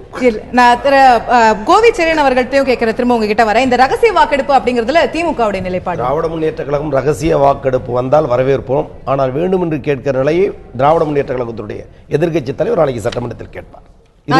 நம்பிக்கை இது வந்து ரகசிய வாக்கெடுப்பா இருக்கணும் நீங்க வலியுறுத்துவீங்க. வலியுறுத்தக்கூடிய முடிவை தலைமை எடுக்கும், ஆனால் வந்தால் வரவேற்போம். அது தானாகவே வந்தாலே வரவேற்போம் அப்படிங்கிறீங்க. கோரிக்கையை ஏற்று சபாநாயகர் செய்தால் வரவேற்போம். பட் அவர் அதை ஏற்கப்படவில்லைன்னா அதை ஏற்கணும்னு வலியுறுத்தப்படக்கூடிய முடிவெடுக்க வேண்டியது எதிர்க்கட்சி தலைவர், சட்டமன்றத்தில் கோர இருக்கிற கருத்து. ரைட். சோ நாளை காலை அதோடைய முடிவு தெரிய வரும் அப்படிங்கறத பாக்குறோம். திரு பன்னீர்செல்வம் அவர்களுக்கு ஆதரவளிக்கக்கூடிய திரு பழனிசாமி அவர்கள்ட்ட கேட்க விரும்பக்கூடிய விஷயம், இன்னைக்கு வந்திருக்கக்கூடிய ஒரு அறிவிப்பு திரு மதுசூதனன் அவர்கள்ட்ட இருந்து சசிகலா அவர்களே கட்சி பொறுப்புல இருந்து நீக்கிற மாதிரியும் திரு பழனிசாமி அவர்களை கூட நீக்கிற மாதிரியும்லாம் நமக்கு வந்து அறிவிப்புகள் செய்திகள் வருது. அவங்களுடைய கண்டெஸ்ட் இப்போ கிளைம் என்னவா இருக்கிறது அப்படின்னா, அவர்கள் வந்து பொதுச் செயலாளராக பதவியேற்றதே செல்லாது அப்படிங்கிறது. அது செல்லாதுன்னு கொண்டாலுமே கூட ஒரு கட்சியிலிருந்து ஒருவரை நீக்குவதற்கோ சேர்ப்பதற்கோ பொதுச் செயலாளருக்கு மட்டுமே உரிமை இருக்கிறது. அவைத்தலைவர் எப்படி அந்த பொறுப்பை எடுத்துக்க முடியும்? பொதுச் செயலாளர் கட்சியினுடைய விதியின்படி பொதுச் செயலாளர் இல்லாத பொழுது அடுத்த பொதுச் செயலாளர் அடிப்படை உறுப்பினர்களால் தேர்ந்தெடுக்கப்படுகிற வரை பொதுச் செயலாளருக்கு அடுத்த நிலையில இருக்கிற நிர்வாகிகள் தொடர்ந்து செயல்படுவார்கள். அவர்களுக்கு இருக்கக்கூடிய பணிகளை தான் செய்ய முடியும், பொதுச் செயலாளரோட பணியை எடுத்து செய்ய முடியும். அந்த அடிப்படையில் அவைத்தலைவராக திரு மதுசூதனன் அவர்களும் பொருளாளராக அண்ணன் OPS அவர்களும் இருக்கிறார்கள். அதே போல கட்சியினுடைய விதிப்படி ஒரு கட்சியை விட்டு நீக்கி வைக்கப்பட்டவரோடு எந்த விதமான தொடர்பும் அவருக்கு தெரியும். விளம்பரம் வரும்போது, நீக்கப்பட்ட விளம்பரம் வரும்பொழுதே யாரும் இவரோடு தொடர்பு வைத்துக் கொள்ளக்கூடாதுன்னு வரும். திருமதி சசிகலா அவர்கள் அப்படி நீக்கப்பட்ட திரு தினகரன் அவர்களையும் திவாகரன் அவர்களையும், அதுக்கான காரணங்களை நான் கேட்கல. நான் கேட்கறது அவைத்தலைவரால ஒருவரை கட்சியில இருந்து நீக்க முடியுமா? அப்படி கான்ஸ்டிடியூஷன் சொல்லலையே அதிமுகவோட கான்ஸ்டிடியூஷன். அவைத்தலைவருக்கு அந்த அதிகாரம் வழங்கப்படவில்லை அதிமுக கான்ஸ்டிடியூஷன். இல்ல, அப்ப இதுக்கு ஒரு தீர்வுன்னு பாத்தீங்கன்னா உடனடியா கட்சிக்கு உண்டான தேர்தல் நடத்தணும். அப்படி நடத்தக்கூடிய வரைக்கும், பொதுச் செயலாளர் தேர்ந்தெடுக்கப்படுகிற வரைக்கும் அவைத்தலைவரும் பொருளாளரும் சேர்ந்து முடிவெடுக்கலாம். இல்ல, அவர்கள் எந்த முடிவு எடுக்கலாம்னா அவர்களுடைய ஃபங்க்ஷனுக்கு கீழே வரக்கூடிய முடிவுகளை தான் அவங்க எடுக்கலாமே. ஒரு மிகப்பெரிய பைலால ஒரு மாறுதல் பண்ற முடிவு அவங்க எடுக்க முடியாது. ஆனா இதெல்லாம் day to day affairs. AIADMK constitution உங்களுக்கு நல்லா தெரியும். அதுல அவைத்தலைவர் ஒருவரை கட்சியில இருந்து நீக்க முடியும்ன்றது இருக்கா அப்படிங்கறத நீங்க சரி பார்த்துக்கலாம். என்னோட இன்னொரு கேள்வி உங்ககிட்ட இருக்கு. சற்று முன் பன்னீர்செல்வம் அவர்கள் பேசும்போது கூட இரட்டை இலை எங்களுக்கு தான் சொந்தம் அப்படிங்கறத குறிப்பிட்டு சொல்றாரு. இத திரு மருதழகராஜ வைத்த குற்றச்சாட்டு போல இரட்டை இலை சின்னத்தை முடக்குவதற்கான இல்ல சின்னத்தை எங்களுக்கு தான் வேணும்னு பெறுவதற்கான முயற்சிகளும் திரு பன்னீர்செல்வம் அவர்களோட அணியில இருக்கிறதோ? அதாவது நான் சட்டமன்ற உறுப்பினராக 84-88 ஆண்டு இருந்தேன். இதே போன்ற நிகழ்ச்சிகளை ஜா அணி, ஜே அணி, இந்த ஹோட்டல்ல கொண்டு போய் அடைச்சு வைக்கிறது, இது எல்லாமே நாங்க பார்த்திருக்கேன். இப்ப நாங்க ரொம்ப சர்வ ஜாக்கிரதையா இதை கையாண்டுகிட்டு இருக்கிறோம். எந்த காரணத்தை கொண்டும் அம்மாவால் உருவாக்கப்பட்ட இந்த ஆட்சி பறிபோய் விடக்கூடாது. அம்மா அவர்களால் மீண்டும் பெறப்பட்ட இரட்டை இலை சின்னம் முடக்கப்பட்டு விடக்கூடாது. அதே போல எந்த காலகட்டத்திலும் திராவிட முன்னேற்ற கழகத்தோட பாரதிய ஜனதா கட்சியோட எந்த விதமான ஒட்டும் உறவும் நாங்கள் வைத்துக் கொள்ளவே மாட்டோம். அம்மா அவர்களின் வழியில் தொடர்ந்து நாங்கள் செயல்படுவோம். அதே போல இந்த சின்னத்தை முடக்கிறோம்னா நாங்க முடக்க சொல்லி கேட்கல. நாங்க முடக்கிறதுக்கு விட மாட்டோம். இதுக்கு நீங்க எவ்வளவு விவாதங்கள் பண்ணாலும் கடைசி கட்ட தீர்வு அப்படினால் உடனடியாக பொதுச் செயலாளருக்கு தேர்தல் நடத்தப்பட வேண்டும். வேணா 2 பேரும் சேர்ந்து கோர்ட் அப்ரோச் பண்ணி ஒரு இண்டிபெண்டன்ட் எலெக்ஷன் ஆபீசரை சுப்ரீம் கோர்ட்டோ ஹை கோர்ட்டோ அப்பாயிண்ட் பண்ணட்டும். அவங்க இதுல ஒரு கால அட்டவணையை நிர்ணயிக்கட்டும். 30 நாள், 45 நாள், எவ்வளவு நாள் வேணாலும் அவங்க நிர்ணயிக்கட்டும். ஒரு சூப்பர்விஷன்ல கூட தேர்தல் நடத்துறதுக்கு தயாராக இருக்கிறோம் அப்படின்றது சொல்றீங்க. ரைட். நான் திரு அதே மாதிரி இவர் மைத்ரேயன் இருக்கிறாரு. அவர் இங்க தனிப்பட்ட ஆளு, அங்க சின்னம்மாங்கிற மாதிரி இங்க எல்லாம் யாரும் கிடையாது. இங்க 1.5 கோடி தொண்டர்களும் ஒன்றாக இருக்கிறார்கள். அதனுடைய மையப்புள்ளியாக திரு OPS இருக்கிறாரே ஒழிய. ரைட், புரிஞ்சுக்கிட்டேன். நான் திரும்ப உங்ககிட்ட இறுதி கருத்துக்கு வரேன். நான் திரு அரங்கநாயகம் அவர்களுடைய இறுதியான கருத்தை கேட்க வரும் வரை நிகழ்ச்சியை முடிக்க வேண்டிய சூழ்நிலையில நாம இருக்கோம். இந்த 2 அணிகளாக திரு பன்னீர்செல்வம் அவர்கள் சொல்வது போல 2 அணிகளாக சின்னம் எங்களுக்கு தான் அப்படிங்கிற விஷயங்களை எல்லாம் அவர்கள் கேட்பார்களே. ஆனால் அடுத்த தேர்தல் ஆணையம் இதுல முடிவு என்னவா இருக்கும்? நீங்க 89ல நடந்த சம்பவங்களை கூர்ந்து கவனிச்சிருப்பீங்க. தேர்தல் ஆணையம் இதுல எந்த மாதிரியான விஷயங்களை கருத்தில் கொண்டு முடிவெடுக்கும்? திரு அரங்கநாயகம். முடிவெடுக்கின்ற வரைக்கும் இரட்டை சின்னத்தை முடக்குகிற அதிகாரம் தேர்தல் ஆணையத்துக்கு இருக்கிறது. அதன்படி அவர்கள் முடக்குவார்களே. ஆனால் பிறகு எந்த அணி பெரும்பான்மையோடு வருகிறதோ அந்த அணி அதை கேட்டு பெற்றுக்கொள்ள வேண்டும். அதைத்தான் நாங்கள் 89 செய்தோம். அது என்னுடைய பெயரிலே ஒரு தேர்தல் வரைக்கும் ஒரு முழுமையான பொது தேர்தலோ இல்ல அந்த மாதிரி ஒரு தேர்தல் வர வரைக்கும் நம்ம காத்திருக்க வேண்டியிருக்குமா? அதுக்கு யாருக்கு அந்த சின்னம்ன்ற முடிவு வருது? இடையில விசாரிக்கணும். அது இப்ப இருக்கிற MLAக்கள் MPக்களுடைய அடிப்படையிலே கூட அதை ஒதுக்கலாம். உத்தரப்பிரதேச செய்ததை போல செய்யலாம். ஆனா இன்னொரு விஷயம் கவனிக்க வேண்டியது இருக்கு. நேற்று திரு பன்னீர்செல்வம் அவர்களுடைய அணியினர் தேர்தல் ஆணையத்திற்கு நேரடியாக கொடுத்த புகார்ல கூட அவங்க சின்னத்தை பத்தி எதுவுமே குறிப்பிடல. தொடர்ந்து இதற்கு டிசம்பர் 29க்கு முன்னாடி இருந்த நிலைக்கு நாம போனோம். இவர்களுடைய பொதுச் செயலாளர் நியமனம் தான் செல்லாதுன்றதை அவங்க பிரைமரியா கண்டெஸ்ட் பண்றாங்க. சோ அப்படி ஒரு கோரிக்கை நேரடியாக இல்லாத போது தேர்தல் ஆணையம் அதை செய்ய முடியாது இல்லையா? முடக்கிறது அப்படிங்கிறது இல்லை. இரண்டு பேரும் இரட்டை சின்னத்தை கேட்பார்கள். அப்பொழுது தேர்தல் ஆணையத்திற்கு உள்ள ஒரே வழி அதை முடக்குவது தவிர வேறில்லை. அல்லது யார் பக்கம் அதிக MLAக்களும் MPக்களும் இருக்கிறார்களோ அவர்களுக்கு அதை ஒதுக்குறதுக்கான வாய்ப்புகள் அதிகம்.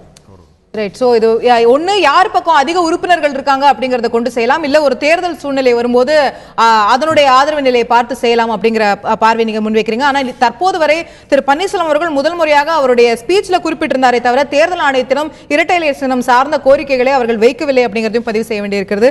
நான் திரு கோமல் அன்பரசு அவர்களுடைய இறுதியான பார்வையும் கேட்க விரும்புறேன். தமிழ்நாட்டுடைய எதிர்க்கட்சி தலைவர் ஸ்டாலின் அவர்கள் ஒரு கூட்டத்தில் பேசும்போது சொல்றாரு, ஒரு சட்டமன்ற தேர்தல் வரும் என்ற எண்ணத்திற்கு மக்கள் வந்து விட்டார்கள் அப்படிங்கிறாரு. அப்படி ஒரு எண்ணம் மக்கள் கிட்ட இருக்கா? மக்கள்கிட்ட இருக்க அவங்களோட அது எண்ணமா இருக்கலாம், திமுகவோட எண்ணமா இப்போ தேர்தல் வரணும் அப்படிங்கிறது ஒரு எண்ணமா இருக்கலாம். மக்களும் ஒரு பிரிவினர் இந்த இப்படி தொடர்ச்சியாக நடக்கிற இந்த குழப்பங்களை பார்த்துட்டு ஒரு தேர்தல் வரலாம், வந்தால் நம்ம ஒரு புது முடிவு எடுக்கலாம் அப்படிங்கிற மாதிரி கூட நினைக்கலாம். ஒரு ஃப்ரெஷ் ஸ்டார்ட்டுக்கான ஒரு புது எல்லா கோட்டையும் அழிச்சிட்டு போடணும் அப்படிங்கிற மாதிரி ஒரு எலெக்ஷன் தேவைன்னு மக்கள்ல ஒரு பகுதி நினைக்கிறாங்களோ? ரீ எலெக்ஷன் எல்லாமே கருத்துக்களை உருவாக்குதல் தான். அந்தந்த காலத்துல இன்னைக்கு இந்த கருத்தை அப்படி உருவாக்குறாங்க அப்படின்னு வச்சுங்களேன். நீங்க இந்த மாதிரி ஒரு எண்ணத்தை உருவாக்கலாமே தவிர நம்ம அதன்படியே நடக்கணும். நாளைக்கு வேற ஒரு செய்தி இல்லை வேற ஒரு விஷயம் வந்ததுன்னா இது அடிபட்டு போயிடும். இப்போ நாளைக்கு திரு எடப்பாடி பழனிசாமி சட்டப்பேரவையிலே பெரும்பான்மையை நிரூபித்து விட்டால் நீங்கள் சொல்கிற பேசிக்கிட்டு இருக்கிற எல்லா விஷயங்களுமே அதில் வந்து அடிபட்டு போயிடும். கட்சி சின்னத்தை கேட்குறது, நாளைக்கு பொதுக்குழு உறுப்பினர்கள், கட்சி உறுப்பினர்கள் எல்லாருமே இவங்க பின்னாடி அணிவகுக்க ஆரம்பிச்சிருவாங்க. இது இயற்கை, இது இயல்பாக நடந்துகிட்டது. வரலாற்றை பின்னோக்கி பார்த்தீர்களானால் இதுக்கு தான் நிறைய சான்றுகள் இருக்குது. இது மாதிரி நடந்த விஷயங்கள். ஒரு ரிபல் எழுதுறாங்க, ரிபலுக்கான ஆதரவு முதல் நாள் ஓபிஎஸ் வெளியில் வந்த அன்னைக்கே ஒரு 50 சட்டப்பேரவை உறுப்பினர்கள் அவர் பின்னால் வந்திருந்தால் இன்றைக்கு சூழலை வேற மாதிரி மாறி போயிருந்திருக்கும். ஆனா அதற்கான வாய்ப்பு இல்லைங்கிறப்ப நீங்க இப்ப நாளைக்கு வரைக்கும் தான் இது, நாளைக்கு என்ன தீர்வுங்கிறத பொறுத்து தான் இப்படியா அப்படியாங்கிற விஷயம் முடிவாகும். நாளையோட வாக்கெடுப்பு ரொம்பவே ஒரு முக்கியமான தமிழ்நாட்டோட அரசியல் எதிர்காலம், இப்ப அடுத்த தேர்தல் வருமா வராதா இப்படியான விஷயங்களை நிர்ணயிக்கிறதுல நாளைக்கு இருக்கிற நம்பிக்கை வாக்கெடுப்பு ரொம்ப ரொம்ப முக்கியமானதா இருக்கும். ரைட். திரு கோவிச்செழியன், நீங்க பதிலளிக்க விரும்புவீங்க. ஒரு மறுதேர்தல் வரணும் அப்படிங்கிறது திமுகவோட எண்ணமா இருக்கலாமோ அப்படிங்கிறது அவருடைய பார்வையா இருந்தது. அப்படி ஒரு எண்ணம் இருக்கிறது. கவர்னரை சந்தித்து விட்டு தளபதி சொன்னது நீதி நிலைநாட்டப்பட வேண்டும், நிலையான ஆட்சி அமைய நீங்கள் முன்வர வேண்டும், அதற்காக உத்தரவை பிறப்பிக்க வேண்டும் என்பதுதான் திராவிட முன்னேற்ற கழகத்தின் கருத்தை கழக பொருளாளர் செயல் தலைவர் தெளிவாக சொன்னார். ஆனால் இதில் ஏற்படுகிற குழப்பம் ஒரு தேர்தல் எதிர்நோக்குகிற நேரத்தில் மக்கள் திராவிட முன்னேற்ற கழக தொண்டர்கள் தயாராக இருக்க வேண்டும் என்ற எண்ணத்தை வெளிப்படுத்தியதும் தளபதி தான். ஆக நிலையான ஒரு முடிவை தர வேண்டிய இந்த ஆட்சி 5 ஆண்டுகள் ஆளுவதற்கு அவர்களுக்கு 1% வாக்கு வித்தியாசத்தை தந்தார்கள்.